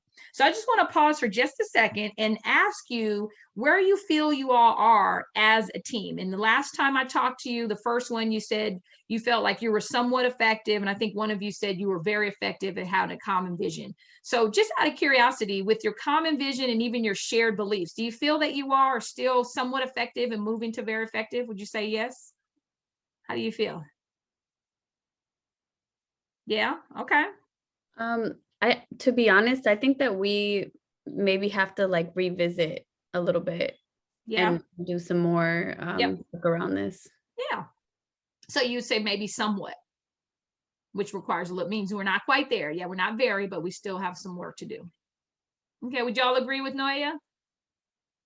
Yeah, so those first two is like vision and shared beliefs. I think that's definitely one where lots of boards are with. So yeah, that's where you were at last time. So it makes sense. What about your collaborative relationship with your staff, your community, the communication structure that you have both internally, externally? Where do you think you are with that? When you talked to me last, you felt like you were in the somewhat effective space. And so tell me where you think you are with your collaboration.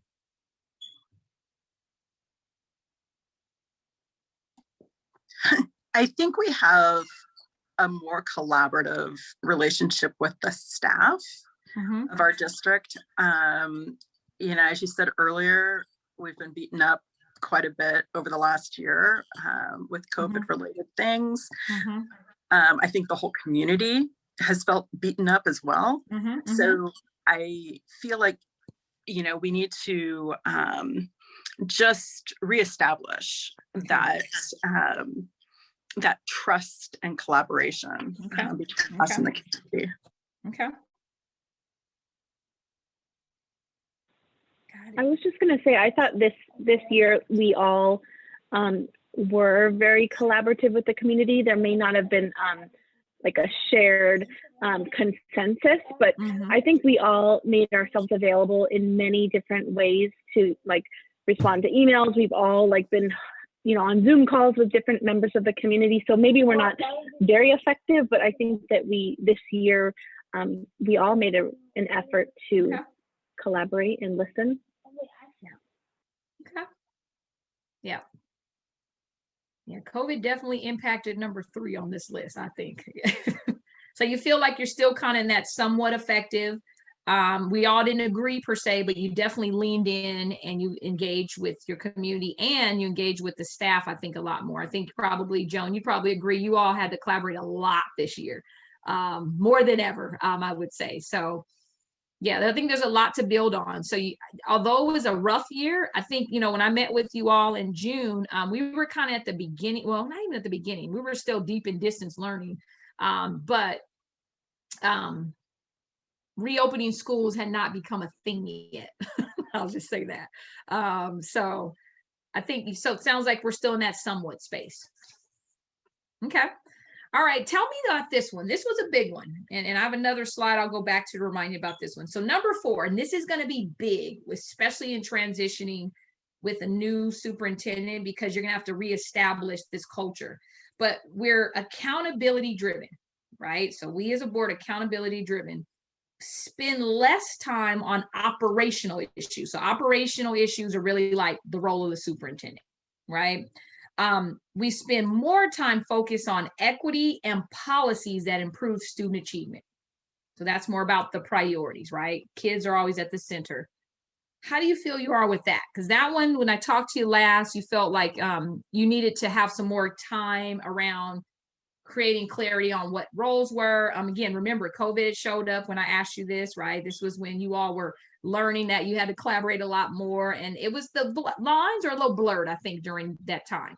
So tell me where you think you are as far as accountability driven, but you spend less time on operational, more time on your priorities, on equity, and again, student achievement. Tell me a little bit about that.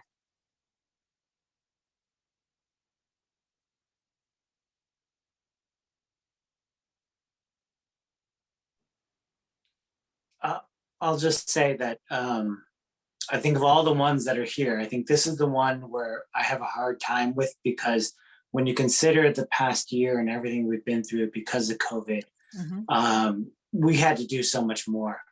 And so where we may have wanted to really focus primarily, let's say, on equity or policies to improve student achievement, I mean, just getting the kids back in school was just a huge issue. So I think, you know, I wouldn't say let's take a pass on this one. It's more about like, I mean, this was just an exceptional year. So if you look at where we last looked at this in June, you know, in June we had the previous year to look at, you know, which we were basically in school up until March.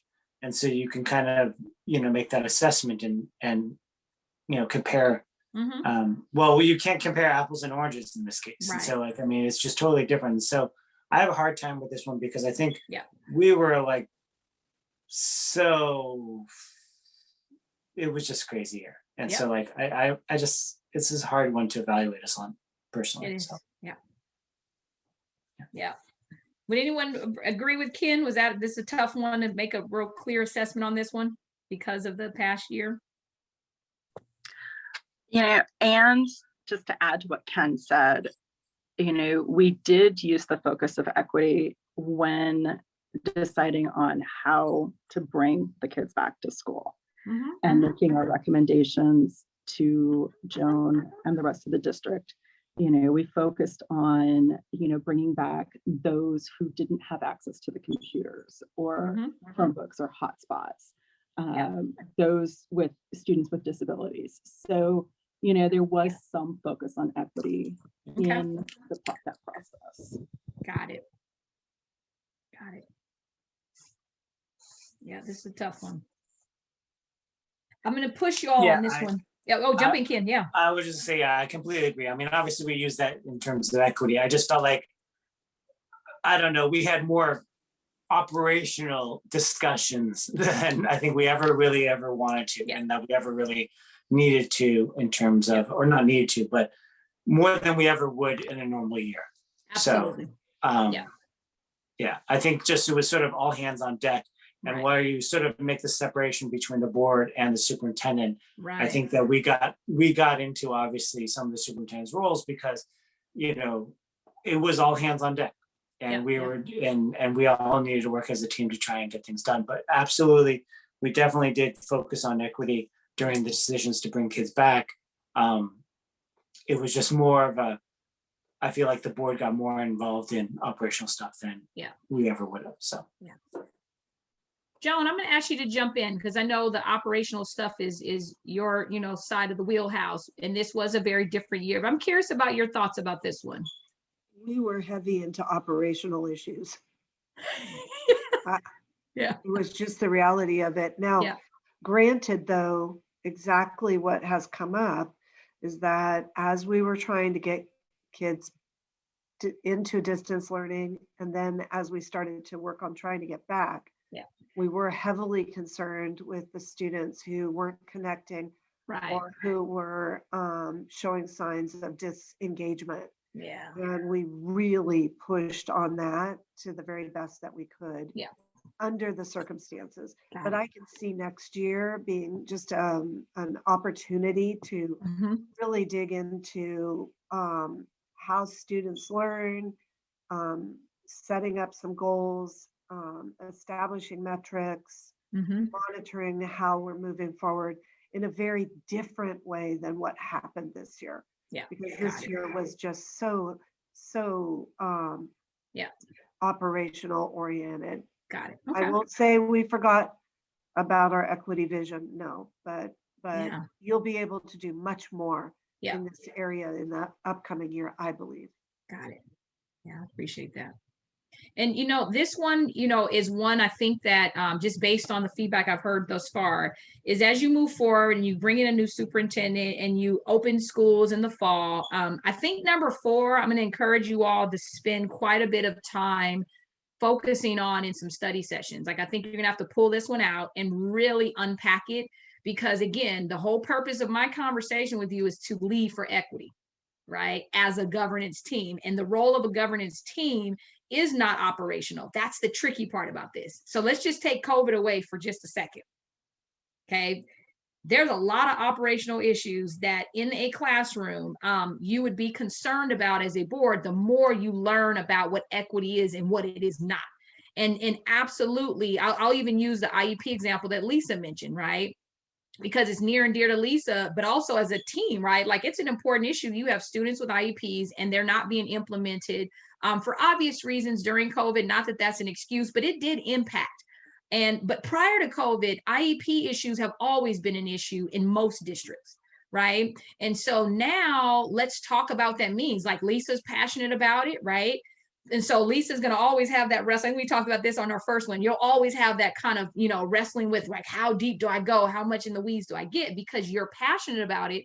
That means community members know, so they're going to come to you, right? They're going to come to those of you who have a passion for this work, because equity work is people work. It's not operational work. It's people work.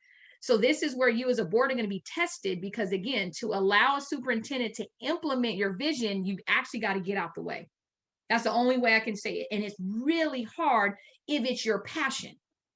So this is why I think number 4 is going to be a big piece. As you bring a new superintendent in, you got to just kind of establish what is the culture. I took a note that from June that said trust needs to be built. That's a big one. And remember, COVID caused all kinds of craziness. So trust and any emotion and any kind of, point of integrity that we have as individuals got tested last year. So I want to make sure that's clear. But I'm going to tell you, trust is about knowing each other's roles, that I know that I can trust that if something comes up related to any issue around equity, I can trust that our culture is very clear that this is how we're going to handle it. And that's a big deal for not only a superintendent who has to lead this work and take your vision, and the staff though. Remember, you don't all just not only have your executive staff, you have principals who are going to be expected to lead this work. Remember, we're working with your principals and we're wanting to make sure that they feel that trust of, I'm going to be able to lead this work because you expected me to. But then if there's a mistake or there's a bubble or a hiccup that happens, right, that the board or the governance team is not necessarily in the weeds to address that. People are going to complain about your principals. I'm just being real. Complaints will come because remember what your equity statement said, you're going to interrupt. So if you're going to ask your principals to interrupt as leaders, guess what's going to happen? Not everybody's going to be happy.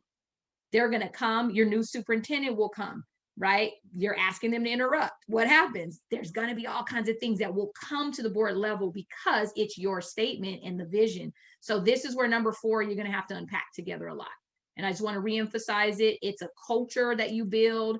It speaks to, I'm just going to go to this slide. It speaks to this slide here. Remember this one? This is always a really good one to like envision like that dotted line, right? The work that you do as a board is above that dotted blue line. The work of the superintendent and all designees, that's teachers, principals, you name it. They're all under the blue line. They implement the work, right? And I think that's going to be a hard place for you all to be when your equity work goes deeper and deeper. So number 4, I'd encourage you all to look at for next year.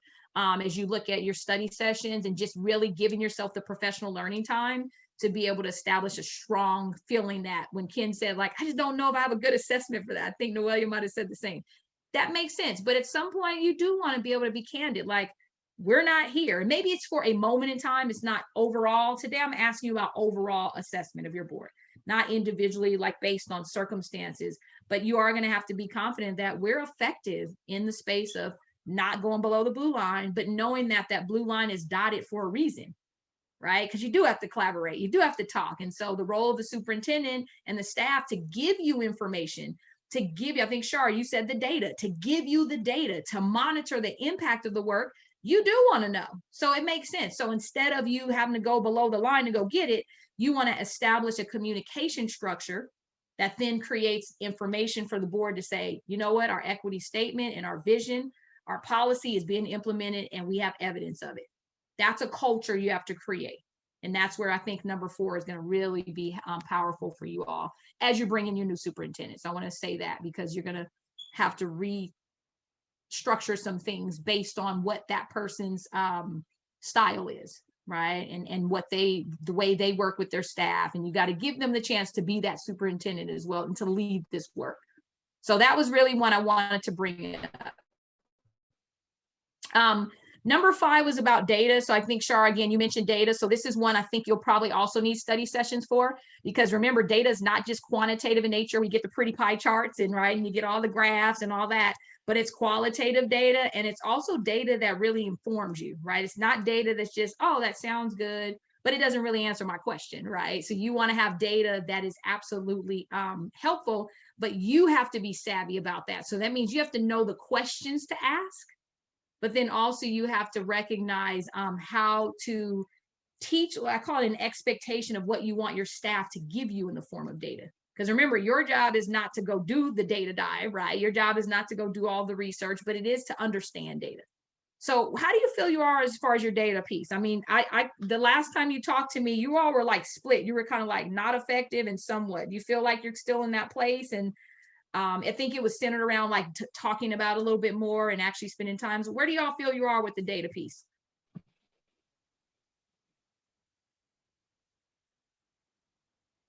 Personally, I think we lost some ground on that because we didn't get CASP last spring. And we had to change some of the formative assessments. And so as we go forward, I think this is going to, those two are going to be intertwined, and that's going to be work that I mean, Ed Services is already looking at how to build that back. Got it. Okay. Anyone else want to jump in and share? Yep. How you feel in terms of data savviness? Yeah, Yeah, go ahead, Shar. I think that we still definitely, for me, this is like one of our biggest areas of growth, I think. Okay. Because I think, you know, I think I would love to see us just, I think Allison pointed this out, right? Just really be data-driven in decision-making, and that requires just so much data, right? Like I would love in all of our presentations to see, you know, what we want goals to be and how that aligns to funding and what we hope you know, how we're going to be measuring that, right? Just like in all of decision-making across the board, for that really to be what is driving the work, and for us to have really clear systems around then how to monitor that. So I still think we're not there. And I think, you know, there's lots of things that have made that more challenging, but I think it should definitely be a goal and a focus. Got it. Got it. Yeah, I was Go ahead, just, Tim. I agree. It also, this is one where it's going to be tough because, you know, right, the end of the last school year, you know, going to shelter in place in March, you know, all the data sets that we normally would have had and testing everything we won't have. And then this past COVID year, we don't have that data either. So this one is one where we definitely want to be more data driven. Just getting that data is hard. So, but I think we can get there. It's just, it's going to be hard. Okay. All right. Powerful. So it sounds like And 4 and 5 are. Yeah, jump in. No, I just one thing. I just kind of want to like push a little bit on that, because I think you're right that like there's certain data we don't have, but there's a lot of data that we do have. It's different data, right? Okay. And so I think that's where Got we it. need to be like, it's data driven. Generally, we have data around learning hubs and like there's a lot of data we have, and we need to be leveraging that in our decision making, even if it's not CASP or the same formative assessment, right? And so that's kind of like the point I'm trying to make, right? Is Got like, it. how do we find the data that we do have and use that? Got it. I was No, going to say the same thing. absolutely. We do have that data. I sort of dive back down to like student achievement data, which we won't have, but you're absolutely right. We do have that data, and we can definitely use that data for sure. So I was going to just say the same thing, because like, although we may not have the testing data, recently we saw some data around middle school grades, and I think that's like another piece we can look at. And so there's just different ways that we can dive deeper, even though we don't have exactly what we normally have. All right, cool. I think also, you know, like Shara said, and so did Allison, I'm so sorry. Yeah, we have data out there, even if it isn't from standardized testing. And it sounds like it has been collected.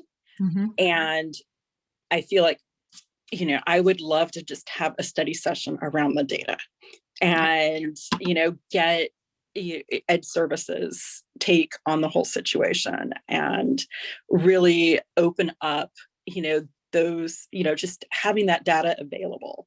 And I think that would also lend some transparency to the community as well. So yeah, you know, it's like in nursing, we call it evidence-based practice. And I don't see why we can't translate that into education and make that the basis of how we create policy here. Yep, got it. Powerful. Got it. Notating that. And I think those are going to be important to remember what you all just said, right? Like, don't forget this. And I'll keep my notes and remind you later to say, remember you said you were going to spend time on looking at data. You're going to spend time on looking at your accountability driven space. Like, you got to make that time, but that means now we're going to have to prioritize our work, because if you have too many things going, you'll never have time to do these things, which are the most important part of your work. So that's going to be important. So I just say that again, our agenda builder, Joan, it only shows up till June.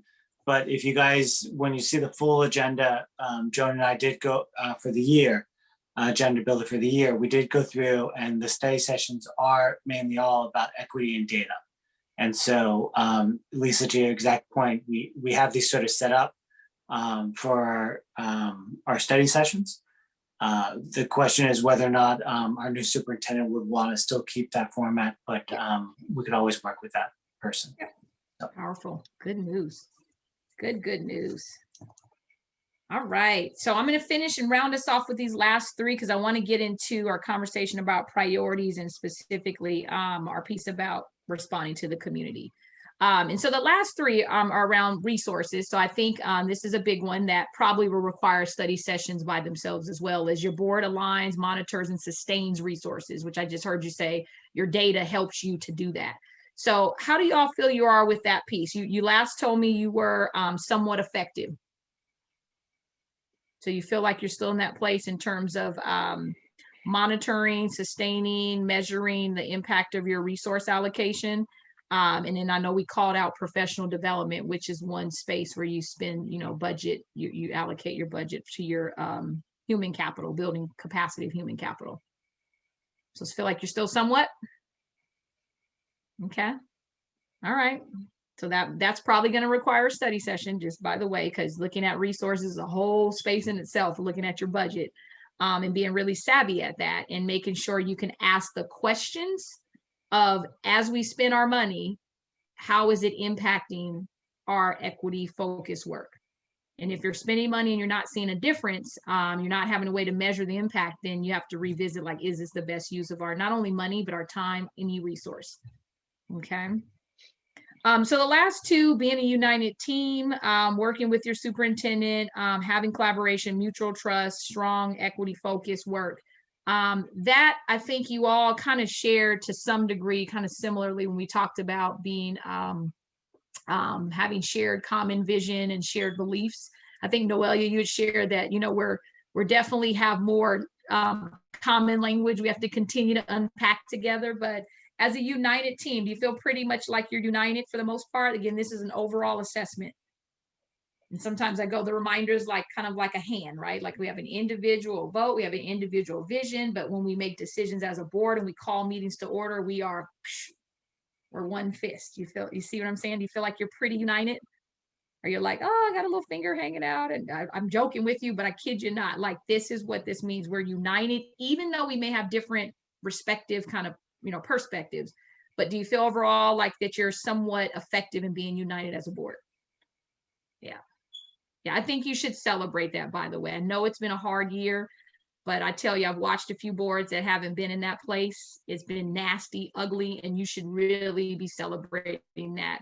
As a board, you might have different perspectives. You may not always vote the same way, but in the end, moving forward, even after the vote, you stay united. And that's a big deal. It's a big deal. So I hope you're celebrating that.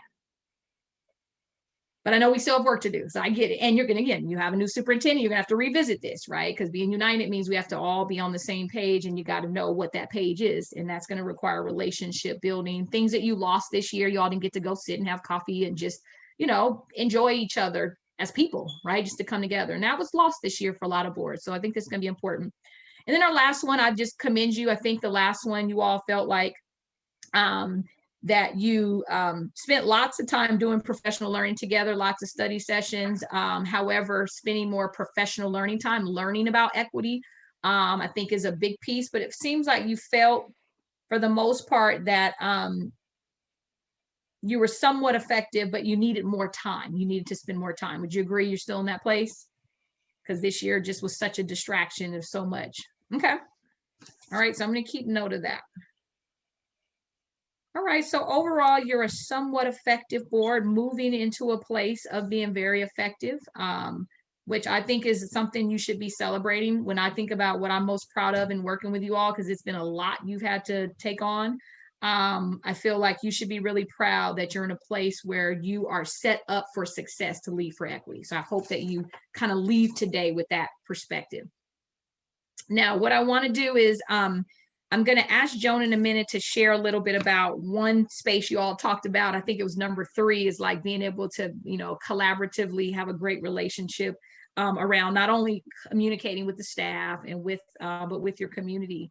And I wanted to just give credence to one piece because I kept hearing the word priority come up. So I just want to go back to that one visual that I shared a while back. Again, this is another visual I like to look at when it gets really messy, like what are our priorities? Because you're going to do equity work. You can't do all things equity. There's a lot.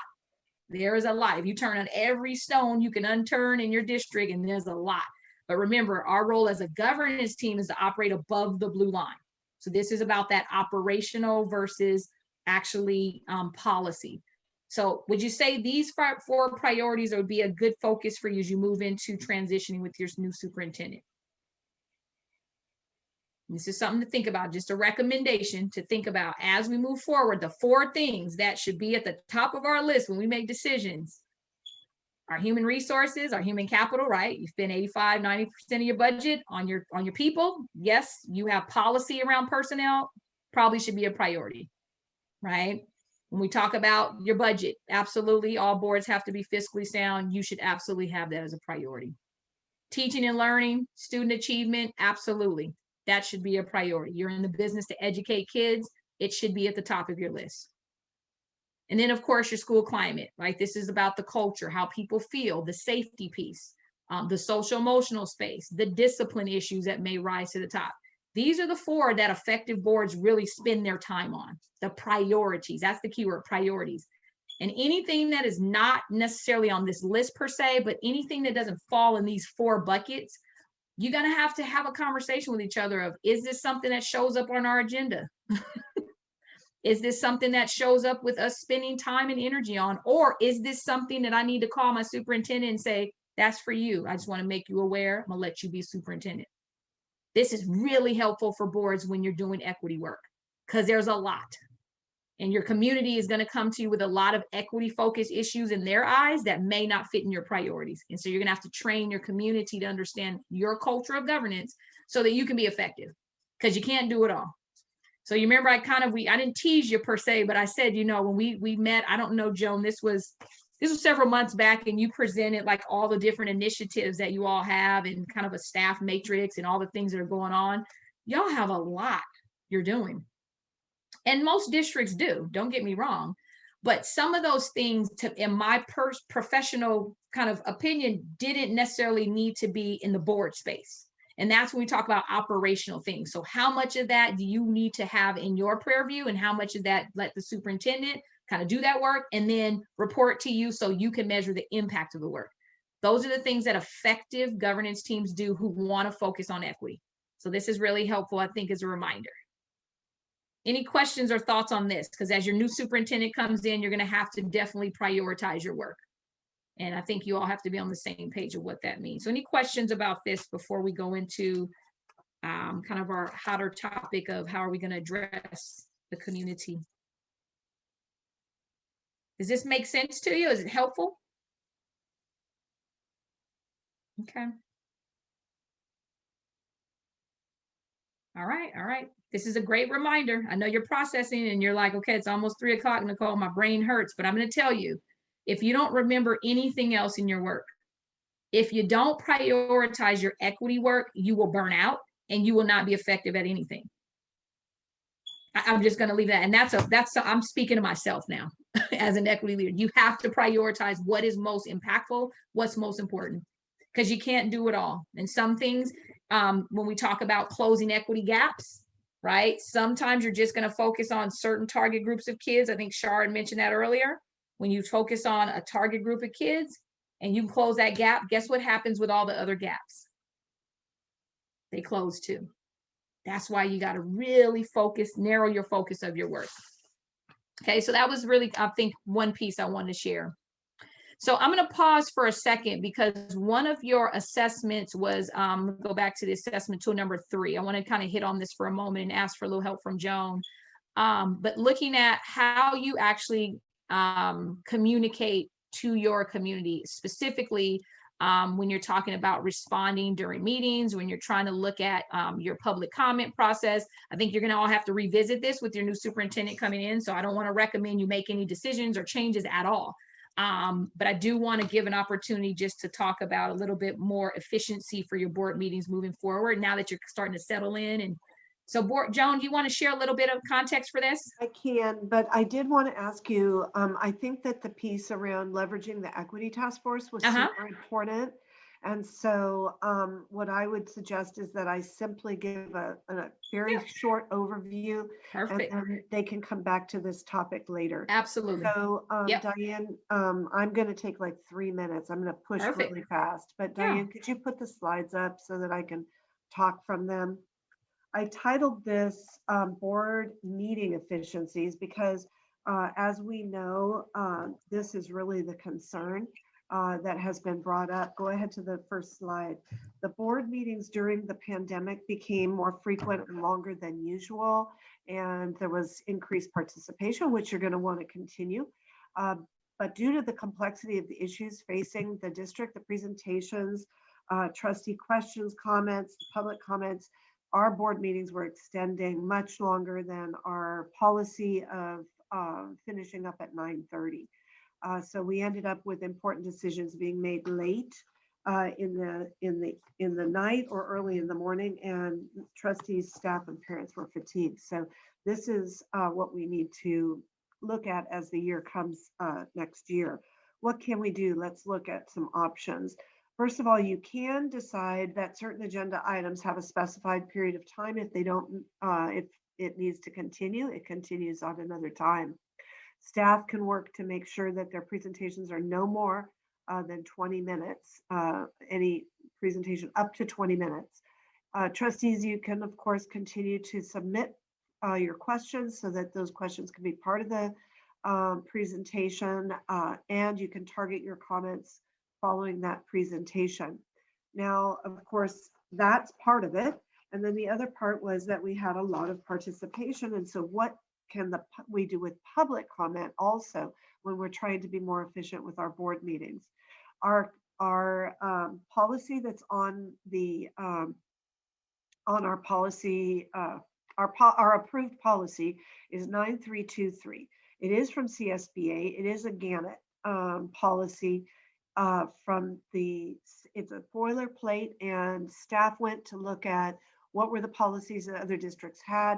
We stopped after 10 different districts. They all had the same boilerplate language. So this language is not unusual. It says that there's the speakers have 3 minutes. You can limit the total input for 20 minutes with board consent. The board president may increase or decrease the time allowed for public presentation depending on the topic and the number of people wishing to be heard. So this is a boilerplate, but the issue really is not this policy, but how is it implemented? So then we tried to look at how our districts really implemented a 3-minute, 20-minute max. Well, one example that was not from this county was that the board president announces there's a 3-minute, 20-minute max at the beginning of the public comment. They encourage the folks who have the same point of view to ask 1 or 2 people to speak on their behalf and indicate that they're representing others. And then the president gives a 5-minute warning prior to the 20-minute time limit. Now, of course, in the world we're living in, being in the same room, knowing that certain people are talking on the same topic was not a reality. So if, as we go back to a normal situation, would it be? Maybe, I don't know.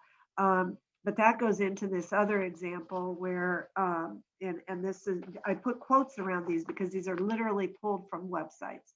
The president may ask members of the public with the same viewpoint to select a few individuals to address the board. Again, that's the same question I have is how will people know they have the same viewpoint and gather so that they can make a collective presentation. There's also another example where the board, the districts allowed emailed and live comments. So emailed comments, this one said, that the comments would be read during the open session portion of the meeting, as long as there is time. So now who's deciding what is the time limit? So that to me was a similar concern as the 3-minute, 20-minute. Who's making that decision that there's time for a live comment or an emailed comment? There was a city website. Now this one did make some sense to me. Stated that there were 3 speakers to non-agenda topics, that those speakers would be taken at the end. Now that makes some sense because these comments would be non-agendized items. And so you would go ahead with your agendized decision-making items. And then at the end, listen to comments that maybe would be coming later, but you wouldn't have to make a decision in the middle of the night. So that one had some, I thought had some possibilities. Now, another thing folks have done in other districts are collecting options for public comment. For example, they collect the public comment by utilizing a Google form. Now, if they do that, the form is live at a certain time of the week and then it shuts down. If you did something like that, then the board president does know how many people are going to be interested in speaking, and they're called on when they want to speak. So you'd know how many, you'd call on the people. However, it would reduce any spontaneous comments. Maybe that's okay, maybe it really isn't. And what if somebody misses the chance to sign up? Do they not get a chance to talk? Maybe they didn't even know we had a sign up. So you'd have to be very explicit if you chose something like this and give a way for everyone to be able to sign up. But this example below where there's quotes around it, that is literally lifted off of a website where that is in place. So then the real question is public comment during a board meeting the only way that people can speak to the board? So if it is, then that's one thing. But I don't think that should be the only way. And this is where you would want to look at some other options. Do you want to submit your thoughts in writing to an email that's common to all the Board of Trustees? Right now, you have individual emails and people send information or questions or thoughts to you individually or to all of you as a group. But you could have a common Board of Trustee email address.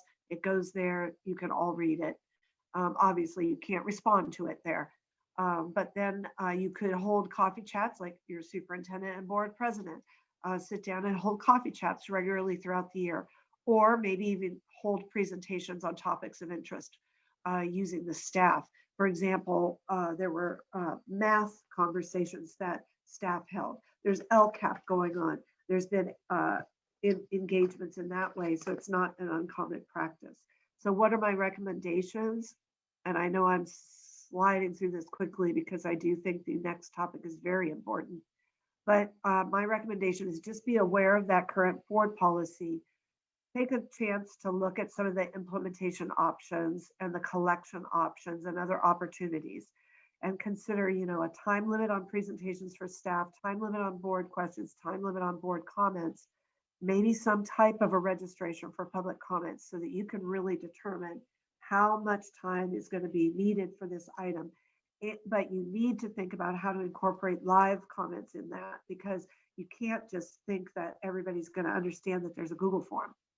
And or maybe another idea is to do some kind of a written submission via a form and make it part of the official record, but not necessarily read aloud. So these are just some options. I think they should be reviewed with the new superintendent. That person may have some ideas that they would like to bring to the table. So then you can determine some next steps.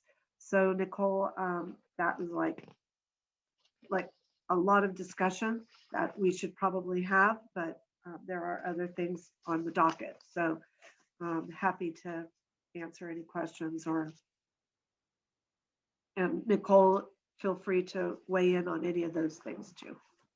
Yeah, I think specific to your agenda item, thinking about the big picture is recognizing and responding to your community needs, and public comment is a big part of it. And so I want to lean on what you just kind of finished in saying that this is something that you're gonna have to spend time on with your new superintendent. Yeah. I don't think it's the best use of your time. We kind of talked about that when we built this agenda, to go deep into the weeds of that, because you're on the tail end of, like, most of your public comment has been throughout this year. You're in a different space, but there's going to be a different culture that you may have to consider as you think about what engagement looks like, even down to what the role of listening sessions look like versus, because remember, there's hot topics, and then there's like people making public comment on your agenda items specifically throughout the year. So I think those are all the things that I would add to Joan's kind of recommendations, is how do you leverage listening sessions and community forums. And sometimes your superintendent will have that kind of vision on how that will look. So I caution you on making any decisions about what you want to do differently, because ultimately when you revisit and regroup together in a couple months, this is probably one that I'd put it as a note of another one of your study session items that you're going to have to definitely decide on. And great research, I think, in different ways of looking at it, which hopefully is helpful. So I want to just give you an opportunity to weigh in, ask questions if you have. And I didn't have a deep amount of time that we needed for the task force, but it is an important piece, I think, because we didn't get to meet last week, that I wanted to just make sure I got some feedback from you, because there's a task force meeting next week. So any thoughts or questions for Joan, or just about the kind of work you want to do moving forward with responding to the community and public comment? And if there's a certain area that you would like further researched, or that's something that really speaks to you, then I can take, just email me, let me know, and I can do some further digging and leave that for you and your new superintendent. I had one idea, but should I just save that? Or should I share it? No, feel free to share it. But just know you all are going to have to, like, visit this with your new superintendent. So I don't want you all to. I just didn't know if it'd be helpful to share now, to like potentially add to the list, or if I should wait. But perfect. I was kind of in having like different discussions with folks about it. I had a thought around like having a way for people to interact and respond and ask questions and comments, almost similar to how we process presentations, but on presentations kind of prior to the meeting. So the presentations should be posted 48 hours in advance, 48 hours in advance, like 72, the actual PowerPoint. Okay. So 72 hours in advance. The actual agenda item, I'm sorry. Yeah, so I'm talking about the actual presentation posted like Tuesday for a Thursday meeting. And then if folks have like 24 hours where there's some sort of form that has like a character limit where people can ask clarifying questions and make comments, then staff would have some time to hopefully integrate some of that into the presentation, right? Because sometimes there are questions that, and I also think it could help inform staff in terms of like, oh, is there a big thing that's bubbling up for the public that we weren't considering, and that can be woven into the presentation. And so to be able to ask clarifying questions and make comments, and then those could even potentially just be like a last slide at the end of a presentation that says like clarifying question from, and hopefully as a way to like actually have people feel like their questions and comments are being integrated into presentation. And then there would still be time for public comment if there are still outstanding thoughts. But I think sometimes like, because like we try to send in questions in advance, but sometimes the way the presentation goes, like you have other questions or based on a comment or whatever, right? Like you're not always going to catch every single thing. But I just wonder if having a little bit more of like an interactive way for people to kind of really see the information, be able to ask questions and have that actually responded to might just help people feel a little bit more heard. And I actually think it might just help the communication all around. So that was just kind of one thought I have. So have a common place where questions related to a board agenda, like they'd put the board agenda number and they'd ask a question. And just make sure that the presentation is posted like on Tuesday. Yeah, so some sort of like form. Yeah. Right. Where then it would be a character limit. So it wasn't like you were requiring staff to sift through like, long questions and emails, right? Like 200 characters, ask a question, make a comment, but some way where it's like easy to kind of like, you know, and then I think people would probably see trends, right, with those sorts of things, and be able to like both bring that back to the board in terms of these are some of the trends in terms of comments we got, and then embed in some of the questions into the actual presentation. That could be done. I like that idea. I had kind of like a similar idea, but maybe it's not as realistic as that. But I was almost wondering if the presentations could be pre-recorded where people could actually like watch it and then submit the questions, and then we wouldn't, like, because I come to the meetings oftentimes where like I'm more of a visual audio learner, where when I hear the presentation, that's when I start to come up with my questions. But I know that takes time and stuff. So that's just what I was kind of thinking, but I also think Shara's idea is good too. Could happen in tandem. I love that idea. I know it's a lot of extra time probably. The one comment I have is I think this is just, again, sort of a ongoing conversation that we're going to have, because it's not just with the superintendent, the new superintendent that we have, but in reality, I was talking to another trustee in another district. The executive order that Governor Newsom said or signed last June allows us to have these meetings virtual, but that was an executive order. And the issue is as we're coming out of the pandemic, we may not even actually have this option anymore. And so the issue is within the next 2 or 3 months, you know, every city and every school district is going to have to start realizing how we deal with coming back to the boardroom, collecting public comments again, hopefully trying to keep some sort of virtual setting where we can get some public comment. But the reality is that, you know, this is an ongoing conversation. And when you look back at our public comment statements and the board policies, that was all written in a time when we were all in the boardroom, right? There was nothing ever mentioned about, obviously, the virtual comments. And so, you know, I think that these are great ideas. I think that we're all just going to have to just muddle through them over the next few months, because, you know, every local jurisdiction is going to have to be dealing with this. And who knows whether or not Newsom will rescind that executive order too. So I think it's just something that we all need to consider as we move forward. Perfect. All right, so President Chin, you are kind of at the end of study session time, and we just needed really a few minutes. It wasn't a deep dialogue that was needed, but a few minutes to just allow, I think, Shara and Noelia as the board liaisons for the equity task force, just to make sure there's a little bit of direction and clarity on next steps for them, because they have one technically last meeting and potentially more if necessary, but I want to make sure we just have that time. So do you want to do an extension? Yeah, do you guys are okay with going to like 3:15? Is that all right? Or? It's pretty short. Okay, to finish everything up? Okay, let's just go for that. Okay. Yeah, and so it's really more questions. I didn't have a presentation per se. I think this is one of those things where, because of the time of the year, again, you have a transition with a new leader coming in, that there's just, and you're opening schools again. And so this group, as you all know, has been working throughout the year. Lots of different distractions and things that have happened, but they have been asked to look at 3 focus areas that center around staffing, around school climate, and around kind of curriculum, kind of the academic side, which shows up more at the school sites. And so MTSS was really kind of a big focus. And school safety was around, kind of started with LGBTQ focus for students. Obviously the SRO resolution and conversation came into play. So that kind of got lumped into that safety committee, subcommittee.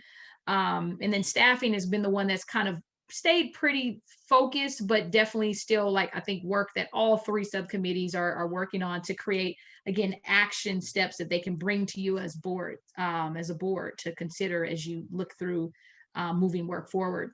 And so I know Shara and Noelia, I had a chance to meet with your equity task force leadership team just to kind of recenter and like, really, where do we want to go? What's the next steps? And there is an agenda item next week that I'm not sure if you all got to see it yet. I think you just posted it yesterday, if I'm not mistaken, Joan.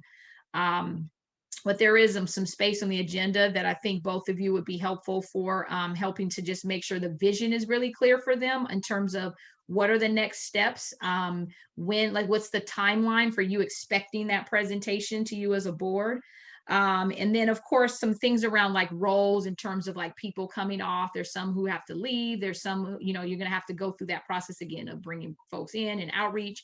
And again, knowing that you'll have, again, a new superintendent, that's also going to probably impact however this goes going into next year. So I just want to just take a few months and ask you just, I think for one, the board, to make sure the whole board is updated on what's going on with the equity task force, but then specifically next week that you feel prepared to just give the task force a little bit of clarity on kind of next steps and timelines for how they bring those recommendations to you. And I'll share one last piece about the agenda, but just want to pause and see if both of you had any thoughts and any updates that would be helpful so the whole board can hear as well. Since only 2 of you can go to those meetings, so.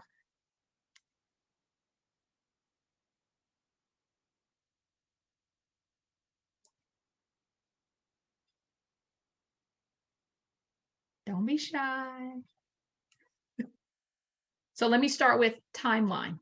Where do you want to see the task force in presenting to you all their recommendations from their action planning work this year? Because they have one last meeting this Tuesday, and then I suspect they may need one more meeting to just make sure they're good with their plan. So we would take that information, kind of give it back to them as here's what you said your plan is. Then we have to determine who's going to come and present it, all that. So just want to get your thoughts on that because you're in transition too.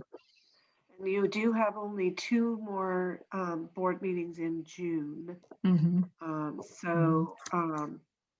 10 and 24. So would you want to see something in this spring as we end school? Do you want to hear something in the fall? That feels a little late, but that's up to you folks. Sorry, are you asking Noelia and I specifically?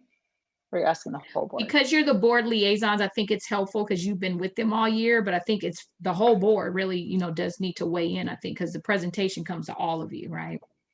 Yeah, I mean, I think that they should present at the end of this year.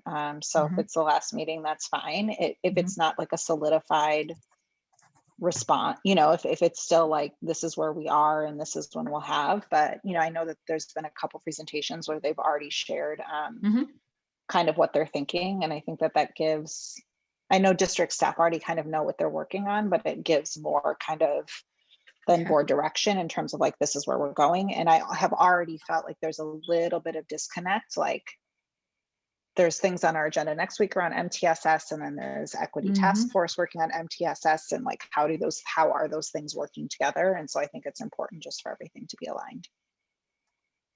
Okay.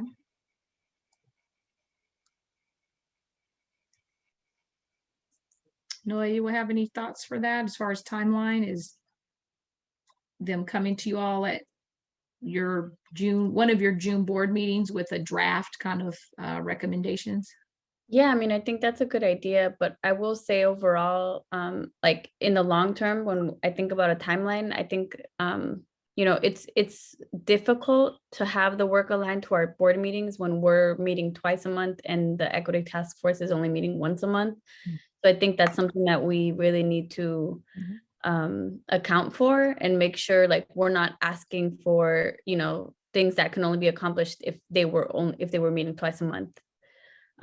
So I don't have the answer to that, but I see that as like a kind of an ongoing concern that, you know, we as a board have said several times, like, oh, we want to hear from the equity task force, and we're not setting, and they're not set up to be able to give feedback in such a timely way.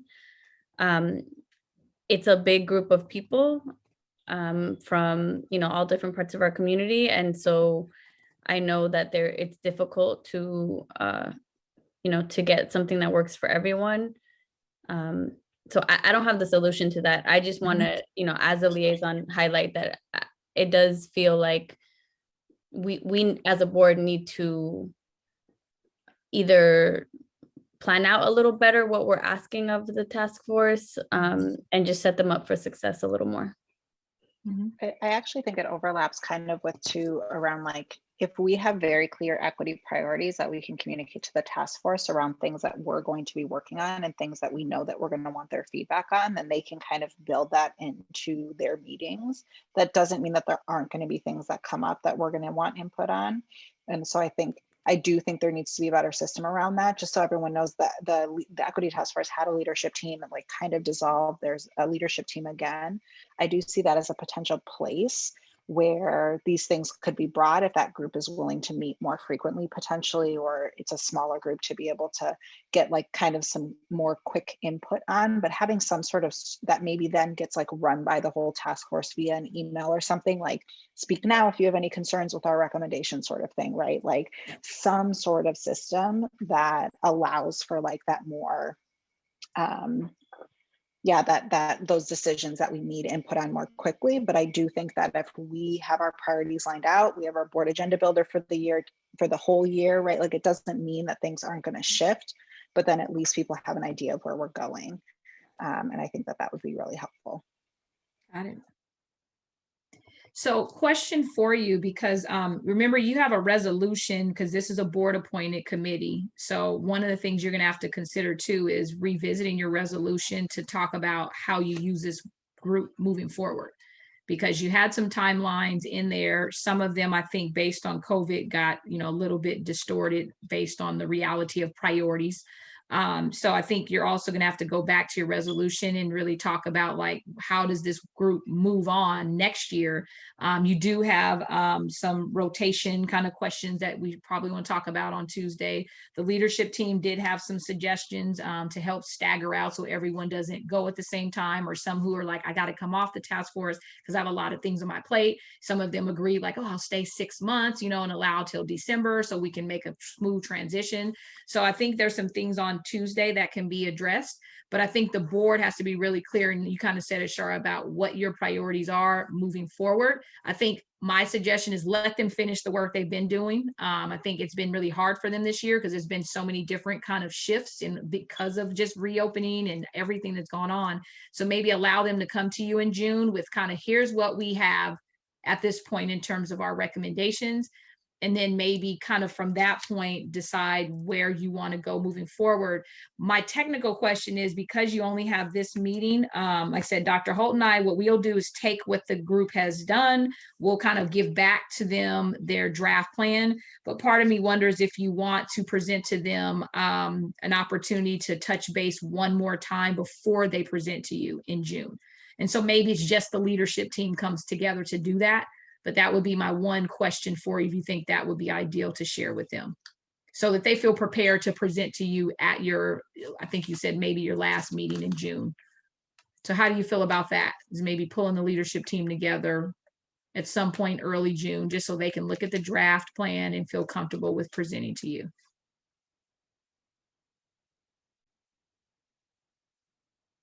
Does that sound okay, Noelia, Shar? You think that's okay? Because we'd want to say this to them on Tuesday. Okay. And the rest of the board, does that sound ideal for you, that you would see this draft in June? Okay. Yeah, I mean, the one thing that I just want to let everybody know is that honestly, we did have to call a special meeting at the end of June for the LCAP, to approve the LCAP. Mm-hmm. But just for all you guys' information, I'm honestly trying to keep the last meeting in June fairly light, because we should have some sort of ceremonial events then. So, and I think that it's pretty important to try and keep that light, in my opinion. So. Well, I think what needs to be clear then for this task force on Tuesday is what that looks like in terms of dates. So I know Joan, you said there were 2 dates in June.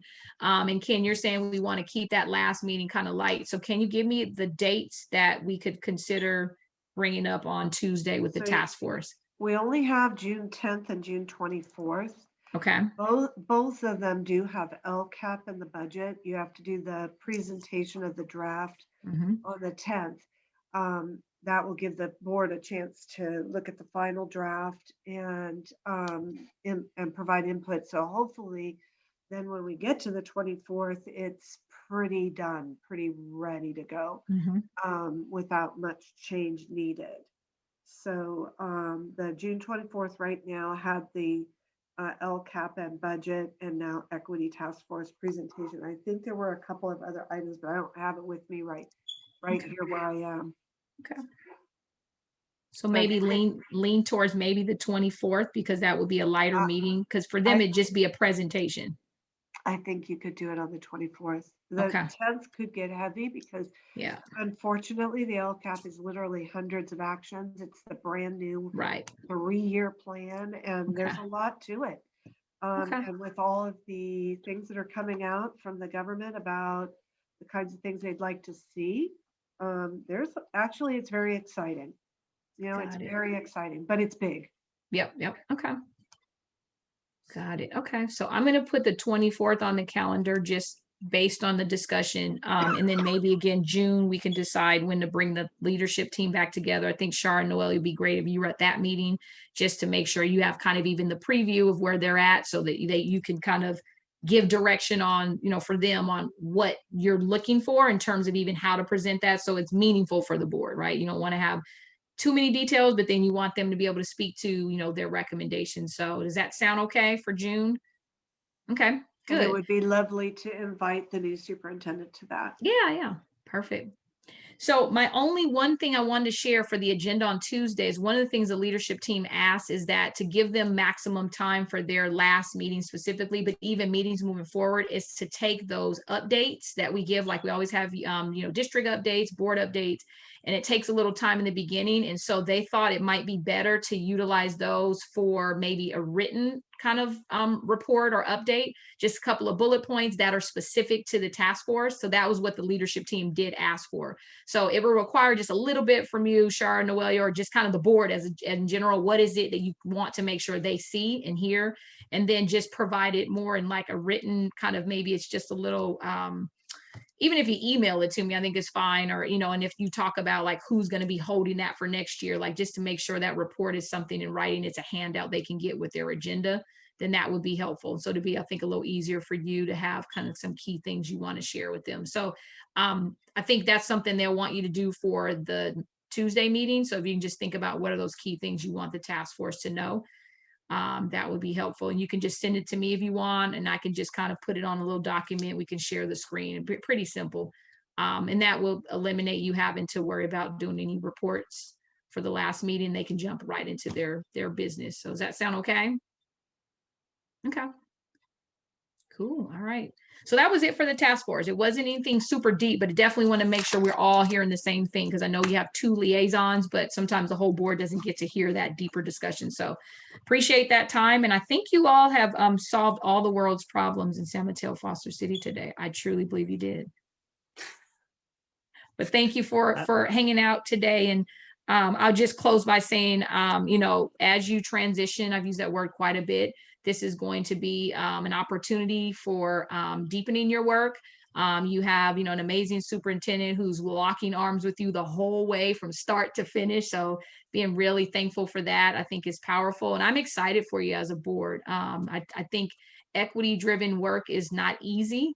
And you all have been intentional. You all have been rolling up your sleeves this year. Like I said, you got beat up quite a bit, but you're proud of some things. And I hope that you leave today with that proud experience and building upon those things that have worked really well for you. And I think, again, you are going to be and are really a model for what governance teams are trying to do right now. I get the pleasure of being with a lot of them, and you are doing phenomenal work. So don't be surprised when that CSBA conference comes up in December and I go, hey, San Mateo Foster City, we're doing a panel discussion, and I might grab. Don't be surprised if I call and ask you to volunteer to share your best practices, because you should be proud of the work you've done. And I'm honored, Dr. Holt, Kevin Taylor, we all are honored to work with you all. And so thank you for your time, for your service. I just really appreciate it. And if you've not heard that recently, again, thank you for your service, because this is not easy. And I just appreciate every one of you. So thank you. And I'll pass the virtual mic to you, Ken, because we're way over and you all got to go enjoy your Saturday because the sun has come out. Yes, the sun has come out. So I just want to thank you, Nicole. Obviously, we can't do all of this ourselves. And so with all the study sessions and everything we've had over the years, even dating back to the San Mateo County's Equity Network, I think the reality is you've definitely been a partner hand in hand with us as we move forward into this basically all year round. I mean, just all the time. So we really appreciate it with everything that you've done for us. So with that, it is now 3:19. So our last item on the agenda is adjournment. Would anyone like to make an motion for adjourning? I motion to adjourn. Thank you, Trustee Corzo. Thank you, Trustee Watkins for the second. Roll call vote, Trustee Corzo. Yes. Trustee Watkins, Trustee Proctor, sorry. Yes. Trustee Warren, Yes. Trustee Watkins, Yes. and I'll vote yes. Your screen, your head is just above Trustee Proctor's. That's why I was kind of messed up there, but I'll vote yes as well.